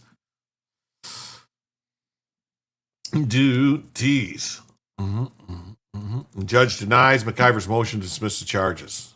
That's right. She's going to eat that microphone. She's going to deep throat it. She's about to bust. Look at her pants are about to explode out of that belt. Federal judge denied her request. They found Congresswoman failed to show the prosecution was vindictive. That's right. Said, bitch, shut the fuck up. Get the fuck out of here. That's what he said. New Jersey representative claimed she was targeted at the Trump administration. Yes, they targeted her.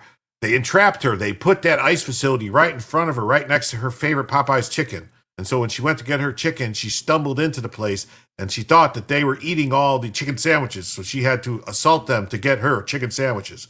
Because you can't deny her chicken sandwiches. That's racist to deny her chicken sandwiches. She deserves her chicken sandwiches. She deserves them.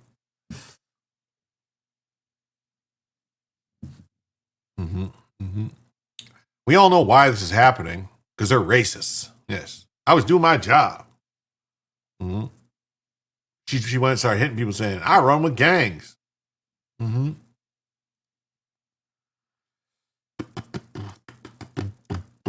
Judge allows prosecution of New Jersey Democrat Rep MacIver on assault charges to proceed.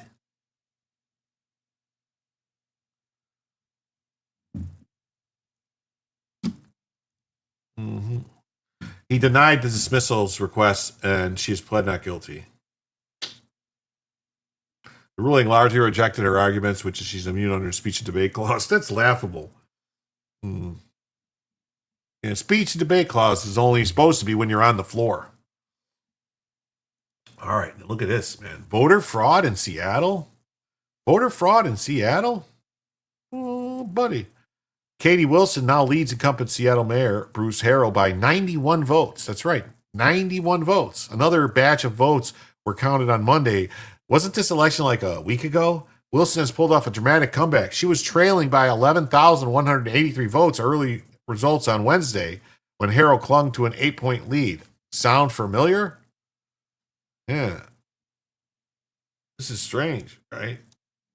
They're just going to keep counting. Just keep counting. Just keep counting. Just keep counting. Brand of socialism, Seattle's mayoral race still hanging in the balance, but socialist Katie Wilson has just pulled ahead of incumbent Bruce Harrell. Ari Hoffman's a radio host for KBI in Seattle and joins me now. And Ari, in honor of Kamala Harris, we're going to pop up a Venn diagram to compare Wilson and Mamdani. Both support sanctuary city policies, progressive taxes, and city-owned grocery stores with slight differences. in their solutions to rent and childcare. So, Ari, when the final votes are counted, will our country end up being bookended by socialism?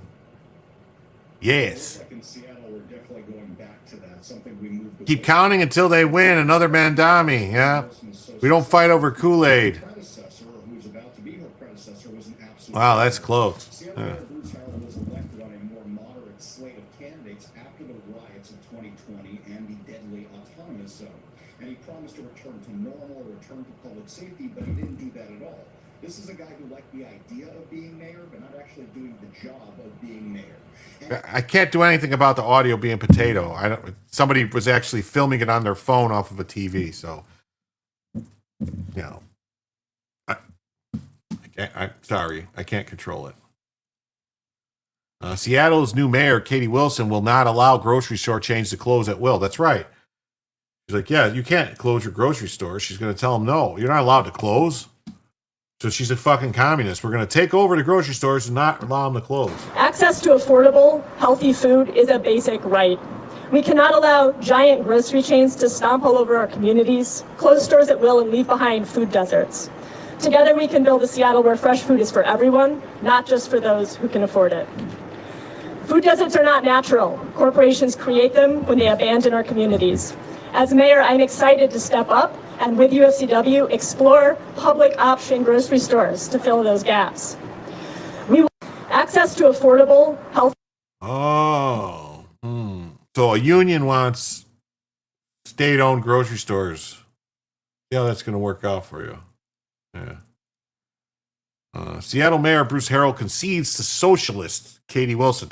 Let's just call it what it is. She's a communist. Communist. Just like Bernie Sanders is a fucking communist. AOC is a fucking communist. They're all dirty, stinking, pinko commie bastards.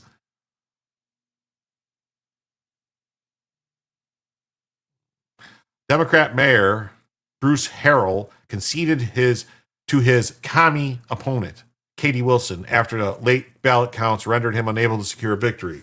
The concession came during a City Hall speech where he acknowledged Wilson as mayor-elect, signaling a progressive shift in the city's former moderate leadership. Was it really? Yeah, her mother paid her bills for it. Yeah, that's right. She's such a communist that her mommy had to pay her bills while she was running for mayor. The race held November 4th. Oh, it's like 10 days ago, and they're still counting ballots for a mayor's race? Get the fuck out of here. Resulted in Wilson winning by a razor-thin margin, with 50.08% to Harrell's 49.59. Yes, McCarthy needs a resurrection. Yes, he does. Yes, he does. Who's the 2028 frontrunners? I don't know. For who? For the Democrats? Too hard to tell. You know, Gavin Newsom's going to try to get in there, new scum, and then you're probably going to have Kathy Hochul, probably Gretchen Whitmer, maybe Shapiro from Pennsylvania. You know, I don't know if, possible Kamala will try again. Possible.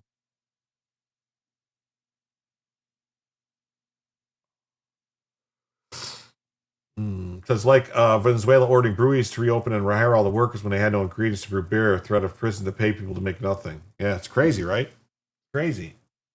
Whitmer is a front. Yeah, she looks like that woman from that V movie, wasn't it? V? Like this aliens where they had the fake faces, and when you pulled off the mask, they were like lizards underneath. Oh, yeah. Bruce Harrell called Katie Wilson to congratulate her. Why would you do that?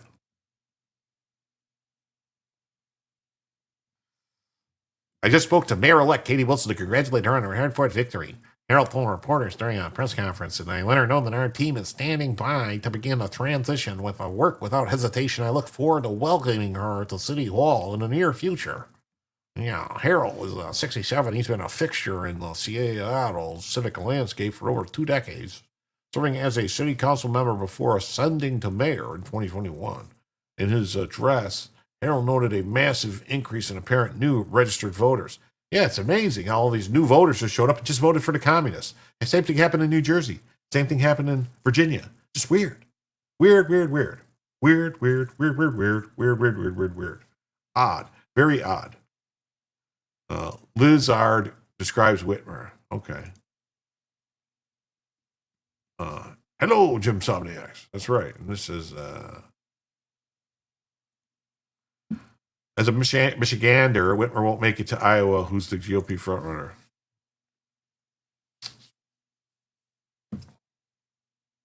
They are desperate for a woman first, POC second, unless it's all in one. That's right. They want a Pocky. They want Pocky. Pakistani. Harold 67 has been we saw that. Harold noted a massive, we realized that when I had won in 2021 to this current election, there's 12,000 more ballots of people who voted, new people with new ideas. There were over 15,000 new registered voters. Yes, that's weird that they got these new voters that just came in, and that was the exact number of ballots they needed to defeat you. You don't smell a rat, dude. You don't smell a fucking rat. Come on. All the new voters in the homeless camps all over Seattle. Yeah, probably. Did you know that in many cities, illegals can vote in local elections? Yeah, in many cities, that's what they do. Yeah, that's how they do it. And people need to sue over that, though. Where's Whitmer going to go? Yeah. People should sue over that because they're diluting your vote. If illegal aliens are voting in local elections, it's an equal protection claim. Well, everybody, we've been going for an hour and 36 minutes. I want to remind everybody, if you haven't already, please hit the like button. If you haven't subscribed, please consider subscribing to the channel. We're really trying to get a push to get up to around 10,000 subs by the end of the year. Not going to happen, but just keep pushing, get as many subs as we can. And,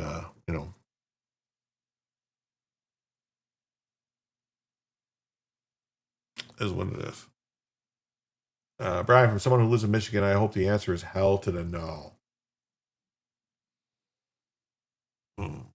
If you are de-incentivizing ID requirements, you're announcing illegal votes. Yeah. Yep. The mayor went on to laud his One Seattle agenda, which was aimed at addressing the city's chronic homelessness and public safety crisis. And he has claimed he was unsuccessful in addressing such matters during his tenure. Well, no shit, Sherlock.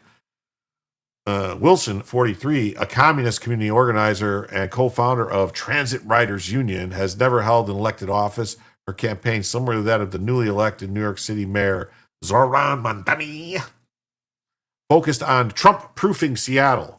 Oh, okay. You're going to Trump-proof Seattle. How's that going to work out for you? I don't think it's going to work out the way you think. I don't think it's going to work out the way you think.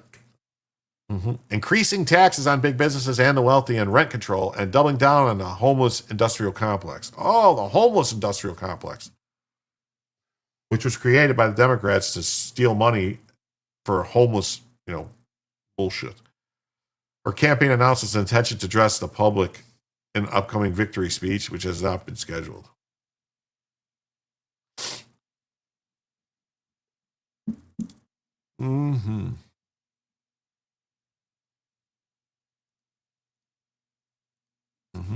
Katie Wilson, a 43-year-old communist who still lives off her parents' money, wins the Seattle mayor race. Yes, so a person who can't even support themselves, they have to have mommy and daddy pay for their shit. That's going to be the mayor.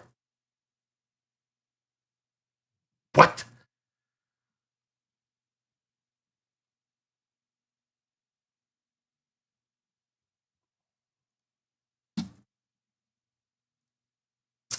What?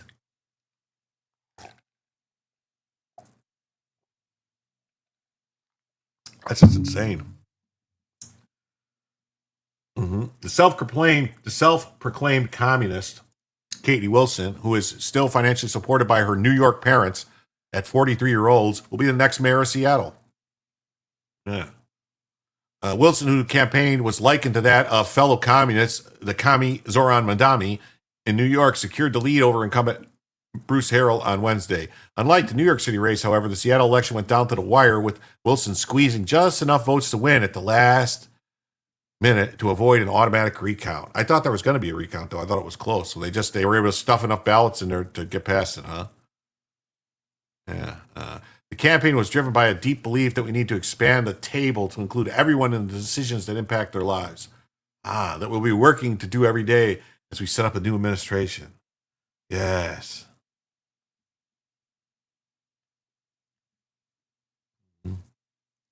Yeah. Yeah, there was a war between Michigan and Ohio. Ohio lost and got stuck with Toledo. Ohio is the most presidents ever. Yes, I'm a communist, Wilson said earlier this year. I'm out here waving a communist flag because I'm not a super ideological person. I'm not sure the label will help me in a general election, but yes, I'm fine with be calling a communist. 43-year-old who moved to Seattle in her 20s with her now husband admitted that last month she relies on her parents, both from New York professors, to help her with child care expenses. What?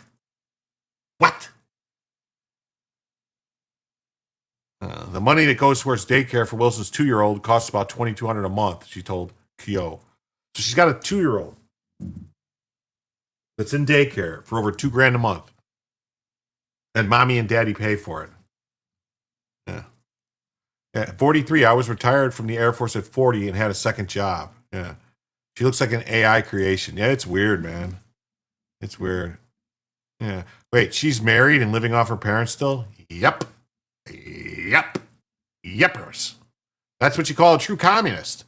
She attended the elite University of Oxford in England and is now, she will now lead a major U.S. city overseeing 41 departments and a budget of $9 billion. Yes. So she had that baby at 41? Sure seems like it, doesn't it? Wilson's win led to a sweep of Seattle's incumbents, with the mayor, city council president, and city attorney all ousted for left-leaning communists. Harrell, who had not officially conceded a race, was expected to address the city on Thursday. Harrell lost by enough votes not to trigger an automatic recount. It's still close enough for his campaign to request and pay for one. The race in Seattle marks the second win for communists this month. The first one was Kami Mandami.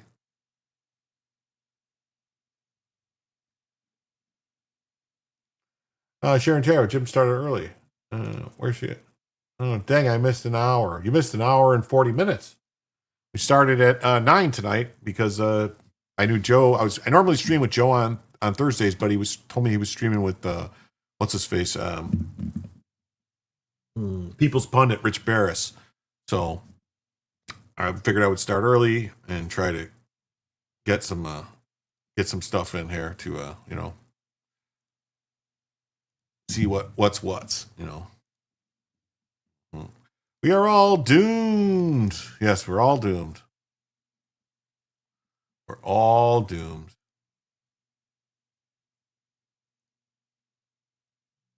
Yeah. We got this. It says conservatives are now pointing to inconsistencies in the New Jersey gubernatorial race after nearly 500,000 new voters appeared, more than double the state's population growth over 4 years, with almost all of them going to demon rats. See, look at 2017 gubernatorial election. Phil Murphy, Kim Goidagano. Phil Murphy had 1.2 million. She had 900,000. Then Chris Christie between Barbara Buono, Democrat, 1.2 million to 800,000.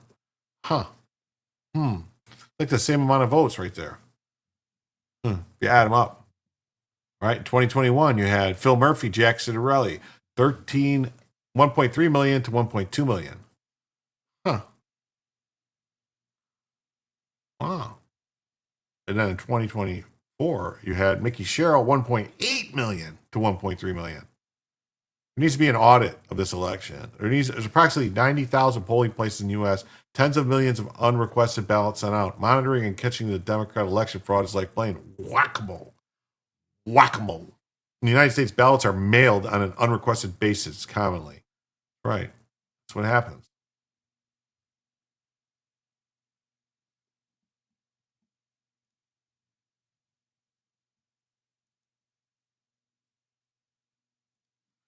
New U.S. District Court Judge Leonie Brickema of Eastern District of Virginia has revoked Lindsay Halligan's U.S. Marshal's access to the Alexandria Courthouse. Halligan's appointment, based on separate hearing today, appears in jeopardy. That's right. They're trying to get rid of Lindsay Halligan.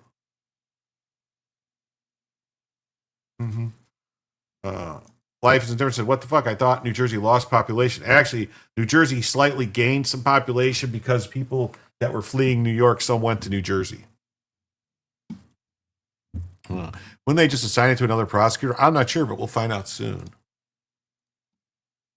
It says Clinton appointed judge appears skeptical about whether U.S. Attorney Halligan was lawfully appointed. Oh, yes, because the president appoints people. And so the president appointed her, so that makes it unlawful. Because these judges just think they're the ones who get to pick everything. What happened to you go to church or library and vote? Yeah, what happened to that? What happened to that? Well, we're going to see what happens because the Supreme Court took the case up. So we're going to see about mail-in voting, if they can collect it days after. Do we have voting election day or do we have election month? That's what we're going to find out. And I have a feeling it's going to be election day. That's what I think.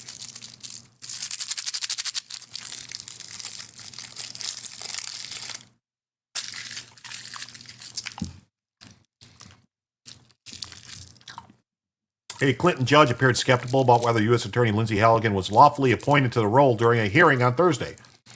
As previously reported, U.S. District Judge Cameron Curry, a Clinton appointee, will decide whether Halligan will be disqualified as U.S. Attorney for the Comey, because Comey filed a motion challenging her appointment. Former FBI Director James Comey filed a motion to dismiss his federal criminal case on vindictive prosecution. Comey also challenged the appointment of U.S. Attorney Halligan. A grand jury in the Eastern District of Virginia indicted Comey in September and was indicted on 2 counts, false statements, and obstruction of a congressional proceeding. If convicted, Comey faces up to 5 years in prison. Comey is attacking the federal criminal case, citing vindictive prosecution and challenging the appointment. Comey cited 2 other cases as he challenged the appointment. Pam Bondi jumped into action and retroactively gave Halligan a new position of special attorney in response to Comey's effort to remove Halligan.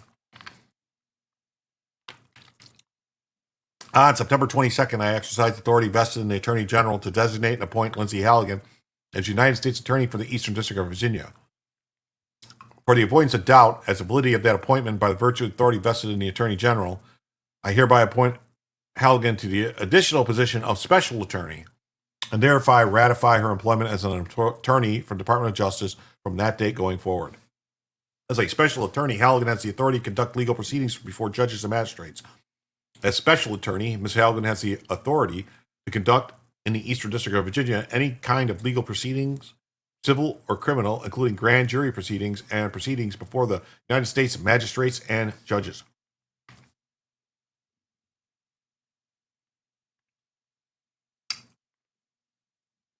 The judge said she would issue a ruling by Thanksgiving. Thanksgiving is supposed to be 1 word, not 2 words. AI.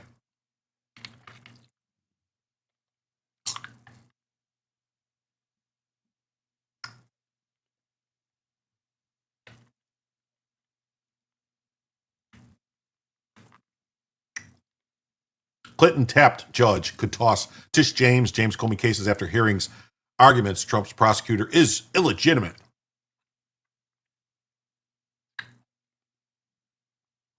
A small 3-bedroom home in Norfolk, Virginia continues to cause trouble for New York State Attorney General Letitia James. Last week, James was indicted by a federal grand jury in Virginia on charges of bank fraud and making false claims to a financial institution. Prosecutors allege the 66-year-old New York prosecutor bought the 3-bedroom, 1-bathroom Norfolk, Virginia home in August 2020 for roughly $137,000, most of which was financed with a $109,600 loan that prohibited it from being used as a rental investment property.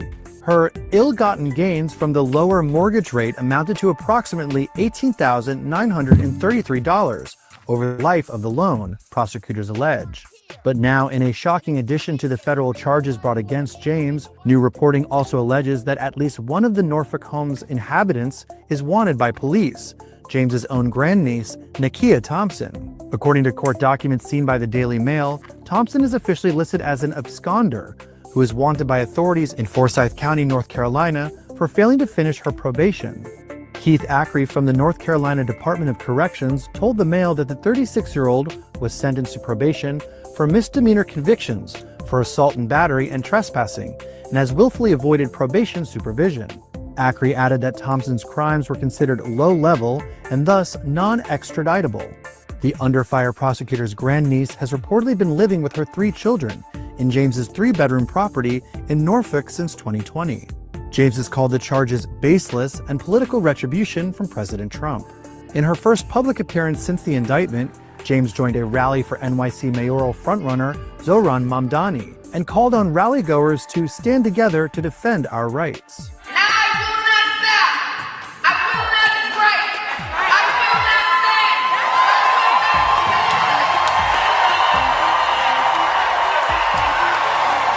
Firebrand New York Rep. Alexandria Ocasio-Cortez even sent out an email urging her supporters to throw some bucks to James to fight back against her federal indictment.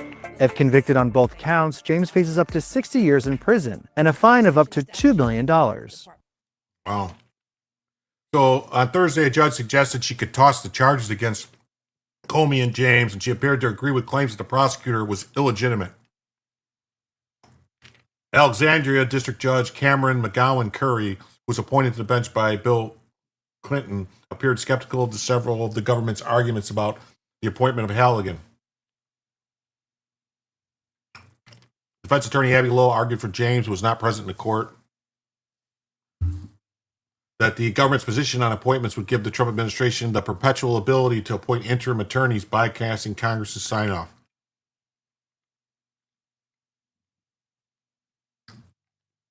It's all that's needed is a U.S. Attorney General appoint a U.S. attorney every 120 days. Even a person like Steve Bannon or Musk could have overseen the grand jury proceedings. Prosecutor later pushed back at the odd line of reasoning that Halligan, a lawyer who was on the team defending Trump against former special counsel Jack Smith classified documents case, had no more qualifications than a private citizen.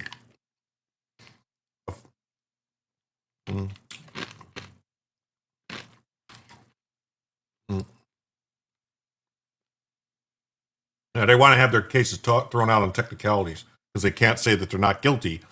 They want it thrown out on technicalities. Mm-hmm.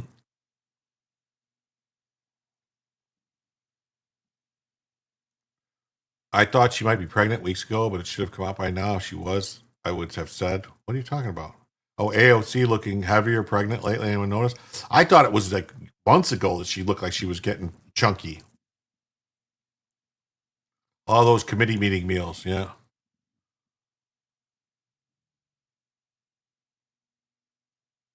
Mm-hmm. During normal term periods, the president would appoint U.S. attorneys who would then be confirmed by the Senate. We have about 200 years where judges made the appointments. What?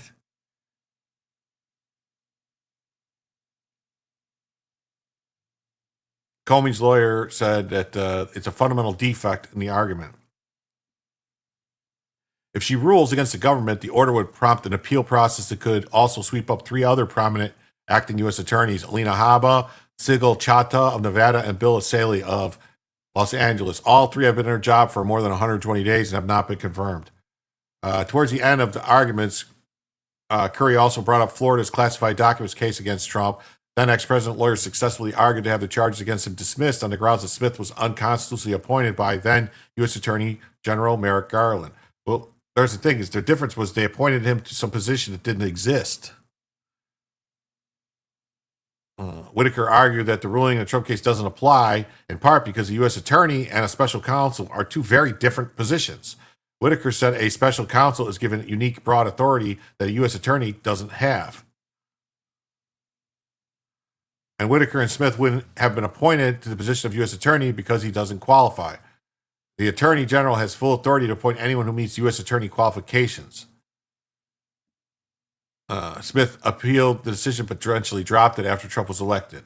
The judge said she hoped to issue a ruling by Thanksgiving. I'm speaking of that. Imagine everyone taking sick time and they were getting paid. Yeah. While Republicans argue over Tucker candidates, the Dems robbed Trump of 40 days of his term. They used the law to stop him, have their criminals get away with it all, and have them ready for the end of Trump's term. Yeah. It's just ridiculous that this keeps happening over and over and over again. Over and over and over and over again. Imagine no one telling you that you cannot vote for a pay raise for yourself. That's crazy. Halligan, who sat between two prosecutors, didn't address the judge during the hour-long hearing. They were charged with federal crimes of bank fraud and other stuff, and Comey was charged with lying to Congress. Comey was in the Alexandria federal courthouse accompanied by his wife and daughter, Maureen, who was ousted by the Trump administration from her job in the U.S. Attorney's Office in Manhattan. How appropriate is to have somebody as a top prosecutor in the U.S. Attorney's Office if their father is charged with crimes against the U.S. government? I would say, yeah, you can't do it. Mm-hmm. Oh my God, look at those man hands. Both Comey and James have pled not guilty. The feds have argued the prosecutions against Comey are legitimate and public officials must be held to a higher standard. Mm-hmm. James said that she would be the sole borrower to occupy and use the property when in reality a grandniece lived there and paid rent. And feds claim James faces up to 60 years behind bars and a $2 million fine. 60 to 80 weekly groceries. Cool. Called them man hours. No kidding, but they blamed it on Trump. Comey's accused of lying during a 2020 Senate Judiciary Committee hearing. Comey faces up to 5 years and a $250K if convicted on both counts.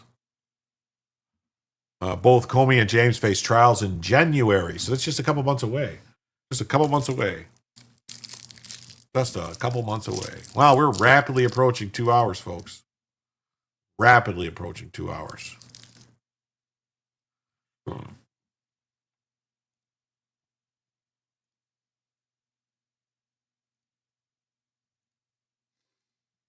Oh, we got this. We got the Colombian president blasts Trump on boat strikes. Will be nothing? Probably. Probably. I really hope to hear a cognate reasoned explanation for the extreme hatred they feel for Trump someday. It's truly astounding. No, they won't. They're going to act like there's going to be some new guy that's going to be worse than Trump. And then they'll be like, Trump, no, Trump's all right. Just like, George Bush was the devil.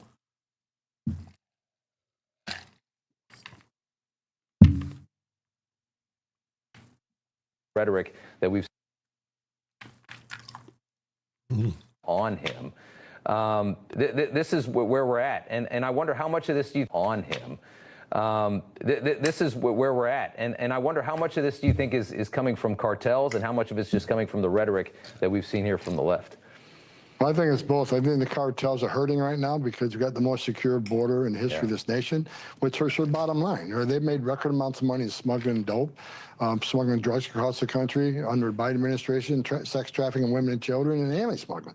So now that border's secure, they're hurting. So the cartels are involved with, taking revenge on ICE and using internal gangs in the largest cities of this nation to attack ICE officers. But I think it's the cartels, but I also think it's the rhetoric, especially from elected mayors, elected governors, and elected congresspeople who want to compare ICE to terrorists and the Nazis. And, when the far fringe on the left that become violent against ICE, they feel emboldened when the United States senator or a congressperson or a governor says ICE are Nazis and they're racist. That emboldens them to take more action against ICE officers. And that's why the threats up and the attacks are up over 1,000%. And look, I thought after numerous shootings in Texas where illegal alien was killed, a person was killed shooting at a border patrol facility, a couple of detainees were killed, an officer was shot in the neck at one of the detention facilities. I thought maybe the rhetoric would tap down after to see what's happening because of that rhetoric. But no, they're not pulling back out. They continue to do it. And this weekend at the No Kings protest, I watched more of the rhetoric. They've lost their minds. And I'm telling you, the bloodshed's not over if we don't address the rhetoric. I would think first of all, anybody wants to protest ICE, you don't like what ICE is doing, then go up in Congress and protest them because they wrote the law that ICE is enforcing. Congress enacts the law, ICE is enforcing the law. So you don't like what they're doing? Yell at Congress. They wrote the law. So we got. That's right. They wrote the law. So the Colombian president, Gustavo Petro, criticized President Trump for the U.S. military buildup in the Caribbean and for conducting lethal strikes against boats trafficking drugs. Petro, in an interview, defended his decision this week to order Colombian security forces to stop sharing intelligence with the United States until the U.S. military halts its lethal strikes. Well, then we can stop giving them money. Hey, what's up, Future Conflict? What's up, Scott? How you doing? Hell, brother, how you doing? Great to see you. If the Colombian government's not going to share intelligence with us, then we got to stop giving them money because we give them a ton of fucking money to combat narco-terrorism. The Trump administration has faced scrutiny over the legality of the strikes. From who? From crybabies. Rubio addressed concerns Wednesday raised by U.S. allies after the United Kingdom had halted certain intelligence sharing with Washington over the strikes. London considers the attacks illegal. Colombia likewise would not pass information because we would be collaborating with crimes against humanity. Was that like Cards Against Humanity? Petro said the purpose of the nations in sharing intelligence is not for killing. Maybe or maybe not, we don't know. In due process, the civilized treatment of people, they are seized and detained. U.S. military operations targeting drug trafficking in the Caribbean and Eastern Pacific have resulted in at least 70 deaths and the destruction of 19 boats. Petro added that even if the vessels were carrying narcotics, the true traffickers are rarely the ones piloting them. They are poor boatmen, hired in their poverty by the gangsters. But the gangsters don't sit on the boats. So when one of those missiles arrives, it kills the boatman. It doesn't kill the drug trafficker. And when people talk about Marco, they don't question him. Well, the White House has argued that these lethal strikes do not constitute hostilities requiring congressional approval. I don't know about that. When he notified Congress, it's up to Congress if they don't want to do anything about it. Yeah. Colombia's president calls Trump a barbarian.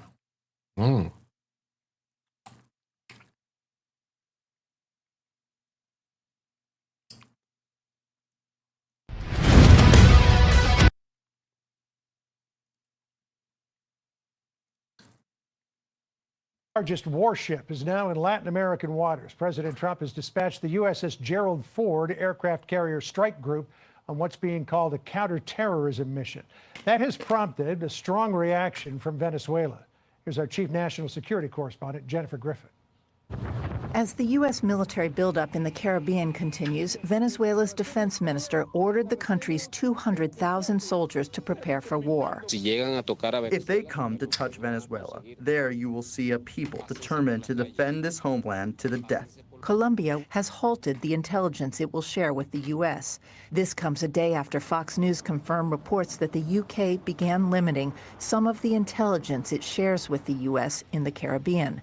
Both countries have concerns U.S. military strikes against 19 boats, killing 75 people, contravene international law, and amount to extrajudicial killings of civilians. We have very strong partnerships with the UK and other countries. Again, nothing has changed or happened that has impeded in any way our ability to do what we're doing, nor are we asking anyone to help us with what we're doing in any realm, and that includes military. The USS Gerald R. Ford, the world's largest warship, is now in Latin American waters after being ordered by the Pentagon to leave its deployment to the Middle East ahead of schedule. The aircraft carrier strike group, with nearly 4,000 sailors on board and dozens of warplanes, is being escorted by 3 guided missile destroyers. 24% of all U.S. Navy vessels are now deployed to U.S. Southern Command. U.S. ground forces, meantime, have returned to Panama for the first time in over 2 decades for jungle warfare training, reviving the Cold War-era Green Hell program. The renewed focus on jungle combat coincides with President Trump's talk of potential land operations. So are we going to war with Venezuela?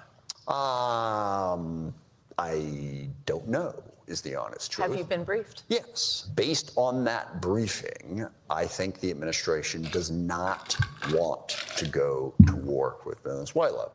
Colombia, which provides the U.S. with 85% of all actionable intelligence used by the Joint Interagency Task Force South to counter narcotics smuggling, according to the leading Democrat on the House Foreign Affairs Committee.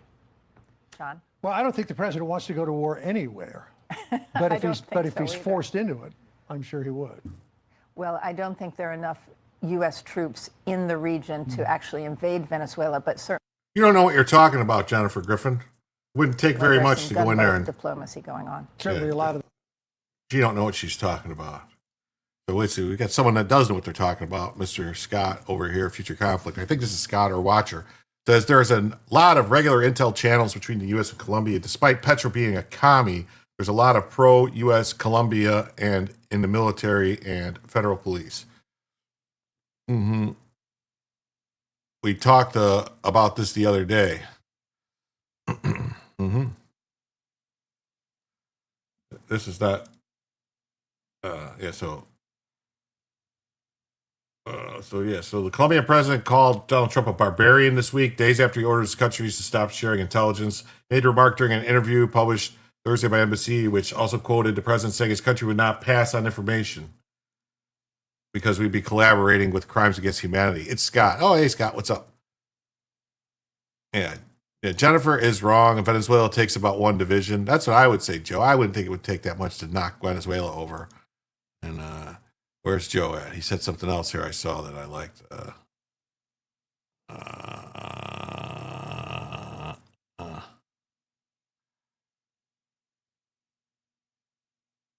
I know. Oh, here it is.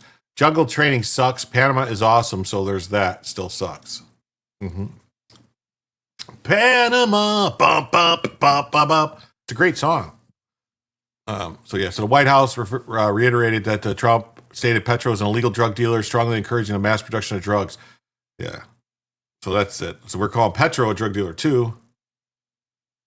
If I can wake up early, why not come on with us tomorrow? I'll try to jump on. Oh, not that Panama? If you want to send me the link, I'll try to jump on. Yeah.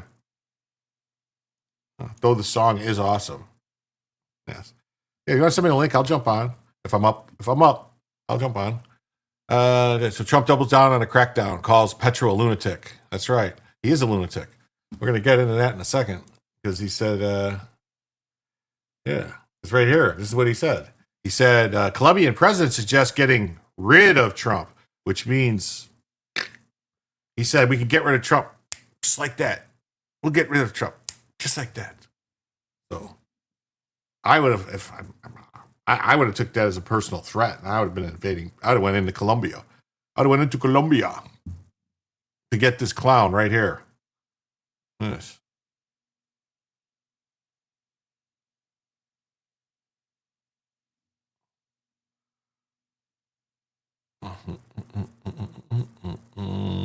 President Gustavo Petro mused in an interview about getting rid of President Trump, the latest escalation in a feud between the American president and the communist Colombian leader. Okay, cool. Your lunch is over. I'll see you. Have Watcher hit you up. All right, cool. Take it easy, Scott. Thanks for stopping by. When asked with Univision about what he's doing, what's best for his country, humanity has a first offer, but has to choose to change Trump in various ways. The easiest way may be through Trump himself. If not, you get rid of Trump.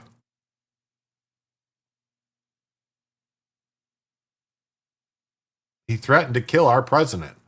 I guess that's an act of war, I would say. Me, personally. Act of war. Last month, the United States attacked a Colombian boat carrying drugs. Trump said the boat was in international waters and that 3 terrorists were killed in the strike. The illicit activities by these cartels have wrought devastating consequences in American communities for decades, killing millions of American citizens. No longer. Both Russia and China have hypersonics. It's definitely scary. All nuclear submarines are undetectable.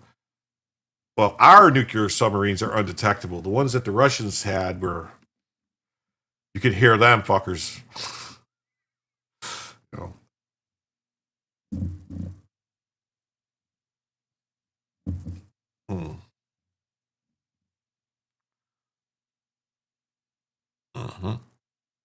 On October 18th, Petro said the U.S. action was murder and a violation of Colombian sovereignty. He said the boat belonged to a fisherman whom he said had no connection to drug trafficking. He also said the boat was drifting and had a distress signal on. Yes. If we go to war in Colombia, I want to be stationed in Medellin. You don't need to know why. I know why, because they have the green-eyed women there. Trump fired back, calling Petro an illegal drug dealer and leader, strongly encouraging the mass production of drugs in big and small fields all over Colombia. Trump announced the United States would cut off all assistance, including subsidies, which they should. Trump said Petro needs to tackle the drug production sites or the United States will close them up for him, and it won't be done nicely. They make drugs, they refine drugs, they make cocaine. They have the cocaine, they have the greatest cocaine in the world in Colombia. Everybody loves Colombian cocaine. They think it's great. And they got to stop. It's got to get stopped. They got to stop the Colombian cocaine. No more Peruvian flake. No more Bolivian mounting powder. Yes, no. No boogered sugars. No, it's got to go. In his remarks on Univision, Petro denied Colombia is unstable and alluded to the recent No Kings protest, which opposed Trump. He said, Colombia is out of control. Of course, it's out of his control. Wait, what? Have women in Medellin? Interesting. Yeah, it says. With all these honeypots running around America, are there any honeypots America uses? Totally off topic. No, you're fine. Yes. Yes. It's been all, yes. Yes. In a democracy, a government is under the control of the people, not Trump. He is not a king in Colombia. We do not accept kings here, period. Okay. Okay.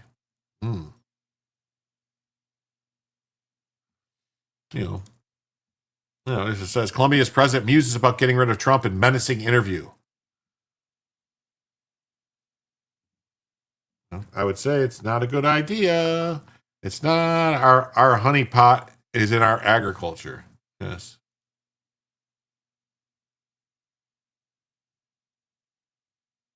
Oh, and then we got this clown. He goes, Colombia's Gustavo Petro, fresh from losing a visa for inciting U.S. military revolt. That's right. He also called for the U.S. military to overthrow Trump.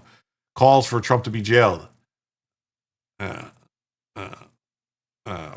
President Gustavo Petro on Monday doubled down his call for the U.S. military to disobey Trump as commander-in-chief and called for Trump to be imprisoned for aiding genocide in Gaza. So just keep throwing things. Wheat, barley, and whiskey. Yes. All right. And this story, I saw this and I'm like, whoa, I got to talk about this. So South Korean workers that were deported. Do you remember that plant in Georgia, the battery plant, Hyundai battery plant for the electric cars, whatever it was? And they caught all those people working without proper documentation that were here on visitor visas, tourist visas and stuff. And they were working. Well.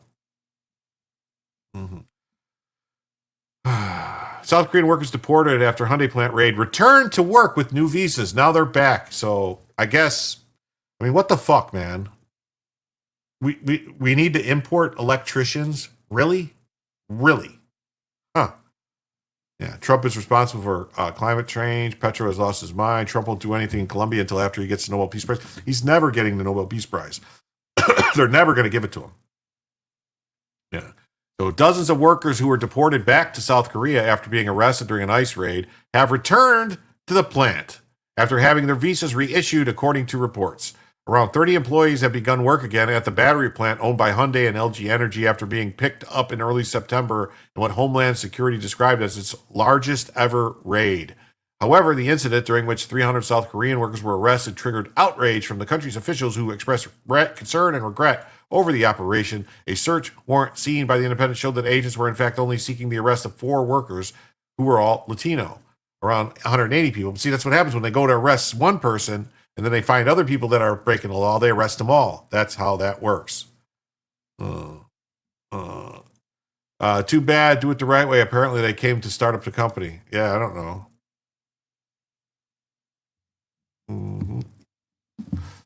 Yeah, that's not deportation. If you're deported, you don't get to come back.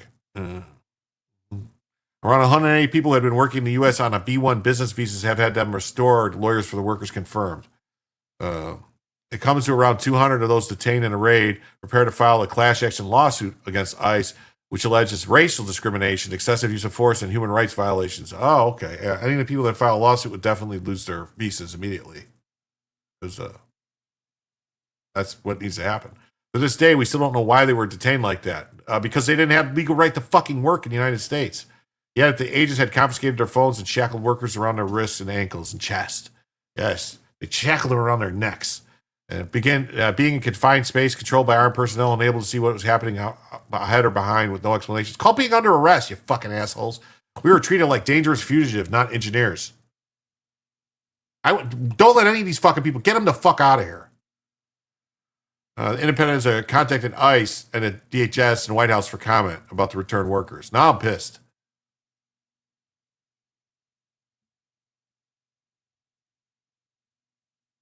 A banner showing U.S. President Trump is displayed by a protester at Incheon International Airport. ICE agents arrested a total of 475 people on September 4th at the sprawling Hyundai campus, roughly 30 miles west of Savannah, as part of the ongoing criminal investigation into the allegations of unlawful employment practices and other serious federal crimes. That's right, unlawful employment practices. However, despite the president hosting his South Korean counterpart, Lee Jae-myung, a week prior, the Trump administration did not give its key ally advance notice of the operation. Why would we give South Korea advance notice of the operation? Anyone? Why?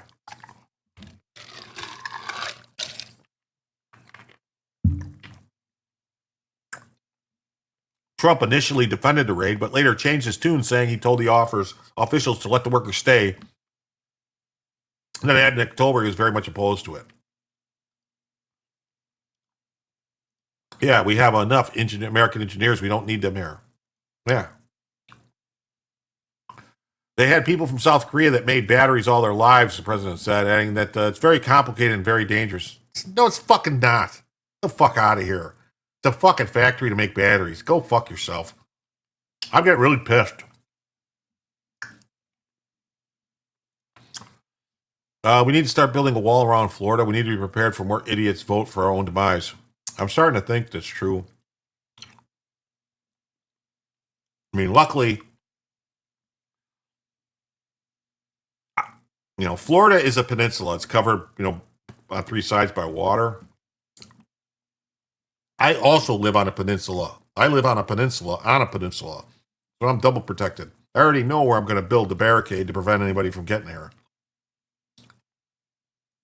O1 visas are the answers, not H1B1. I want to give them H1N1 visas, along with the virus. Mm-hmm.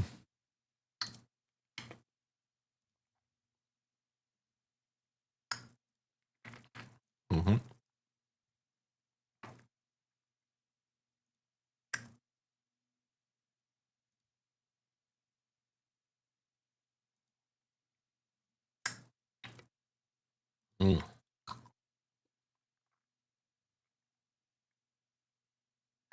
Mm. Careful what you wish for. Mm. Mm. Mm. In this story, I saw this.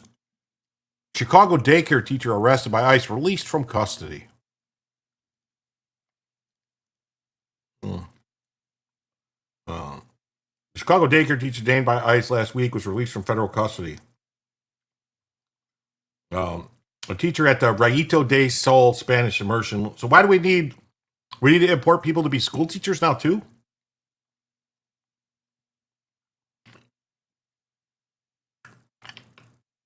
She was released from the Clay County, Indiana detention facility and returned to Chicago.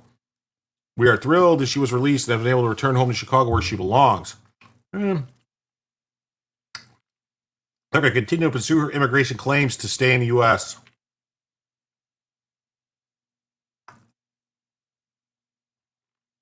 No, kick her out. She got to go.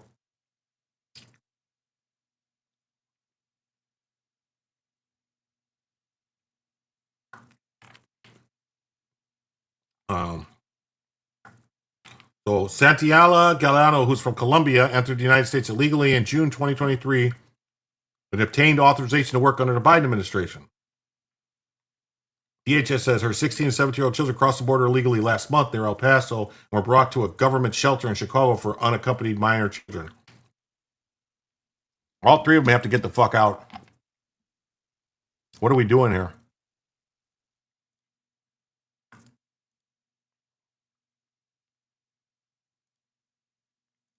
What are we doing here? What are we doing? Mm-hmm. Mm.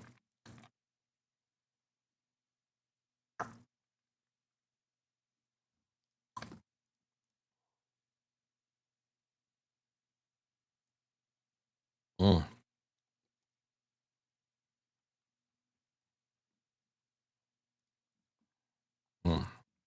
Mm. President Trump and First Lady sign executive order expanding foster care resources and promoting faith-based foster care. and ends the ridiculous woke policies that discriminate against Christian foster homes. America's becoming so littered and ugly tonight. Jim is on fire tonight. I'm trying, Julio.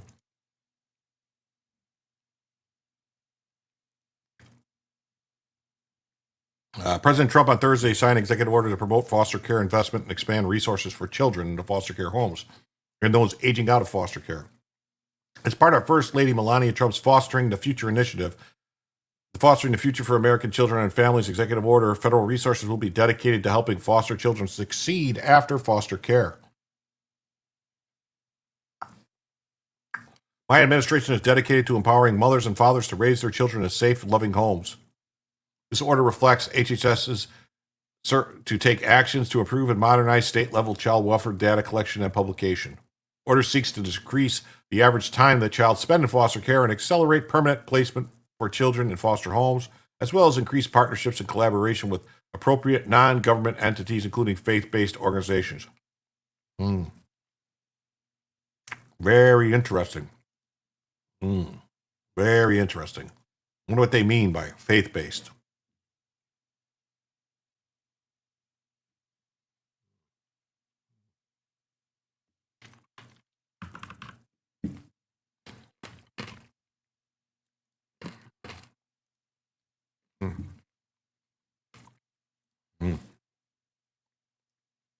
HHS is also directed to work with the White House Faith Office and White House Intergovernmental Agency to take appropriate actions to address state and local policies. Sometimes I think Trump is living in a fantasy land that can't exist anymore. I don't know what he's doing. Oh, it says Life is Indifferent was gifted a membership by Woodtick Mike. Well, that's nice. Yes. Life is Indifferent was gifted a membership by Woodtick Mike. Thank you very much. With that, that puts us at $31 away now. We're $31 away from a first additional hour.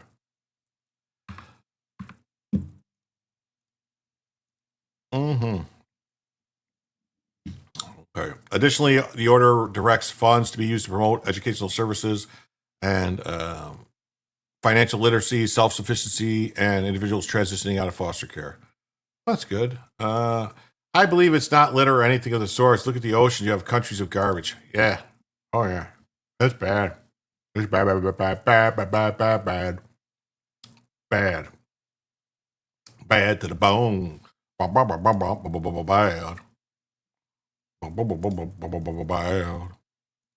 Bad to the bone.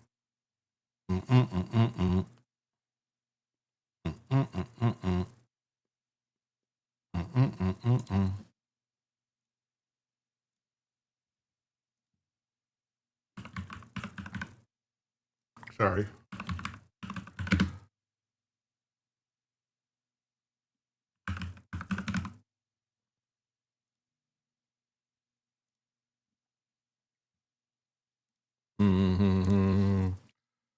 Yep. Thanks, Wood. That's right. Thanks. Thanks for the gifts.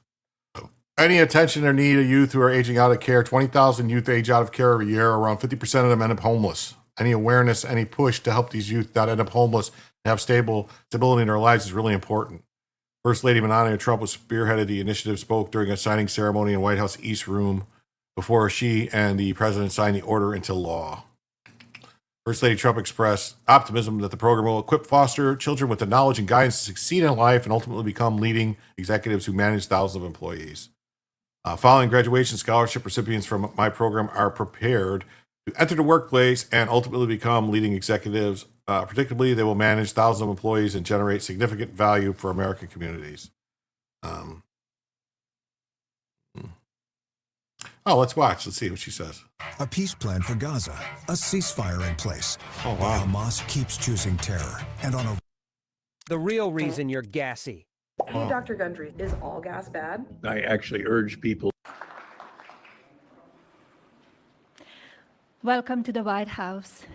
Welcome to the White It House. is truly inspiring to see everyone gather here together, united in support of this remarkable initiative and community. As I stand here and observe the audience, I recognize the vital importance of each one of you to this mission, to our future generations.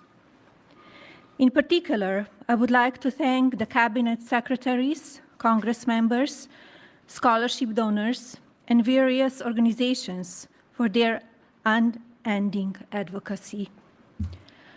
A special thank you to my husband for his enduring commitment to fostering the future. The President has prioritized America's foster care children, and shortly he will sign our Fostering the Future Executive Order. Executive order. Too many people from foster care community end up homeless, in danger on America's streets. It was 2021 when I developed the idea to establish an impactful platform with an important mission to provide individuals from the foster care community the ability to secure an entry-level job position and, in turn, financial independence. Fostering the Future, a Be Best initiative, provides individuals from the foster care community with technology-based scholarships to attend colleges and universities throughout America. Fostering the Future sets these individuals on their career paths, but more significantly, it equips each scholarship recipient with a fundamental foundation of knowledge that will endure throughout their lifetimes. Permanency for those who embody the fleeting. I applaud the American universities that have joined my mission, institutions like Vanderbilt University, University of Miami, and Villanova University. Following graduation, scholarship recipients from my program are prepared to enter the workforce and ultimately become leading executives. Predictably, they will manage thousands of employees and generate significant value for American communities through job creation, access to healthcare, food security, and other societal benefits. This executive order, Fostering the Future for American Children and Families, gives me tremendous pride. It is both empathetic and strategic. It will certainly be impactful. It aims to establish a comprehensive network connecting federal departments and agencies, private sector's businesses, higher learning institutions, and charitable organizations. This will create new educational and employment opportunities countrywide. Our faith-based organizations will continue playing a vital and consequential role. My hope, of course, is that this level of coordinated collaboration will sustain. But today, I call on leadership from these various organizations, including the private sector, to join my effort, rise above the ease of inaction. I predict this small spark today will ignite a profound and lasting nationwide movement. Our united resolve will foster a thriving future filled with compassion and innovation. Together, we will illuminate the pathway for today's foster children to become tomorrow's builders. And tomorrow's builders will foster the future of America's legacy. Thank you.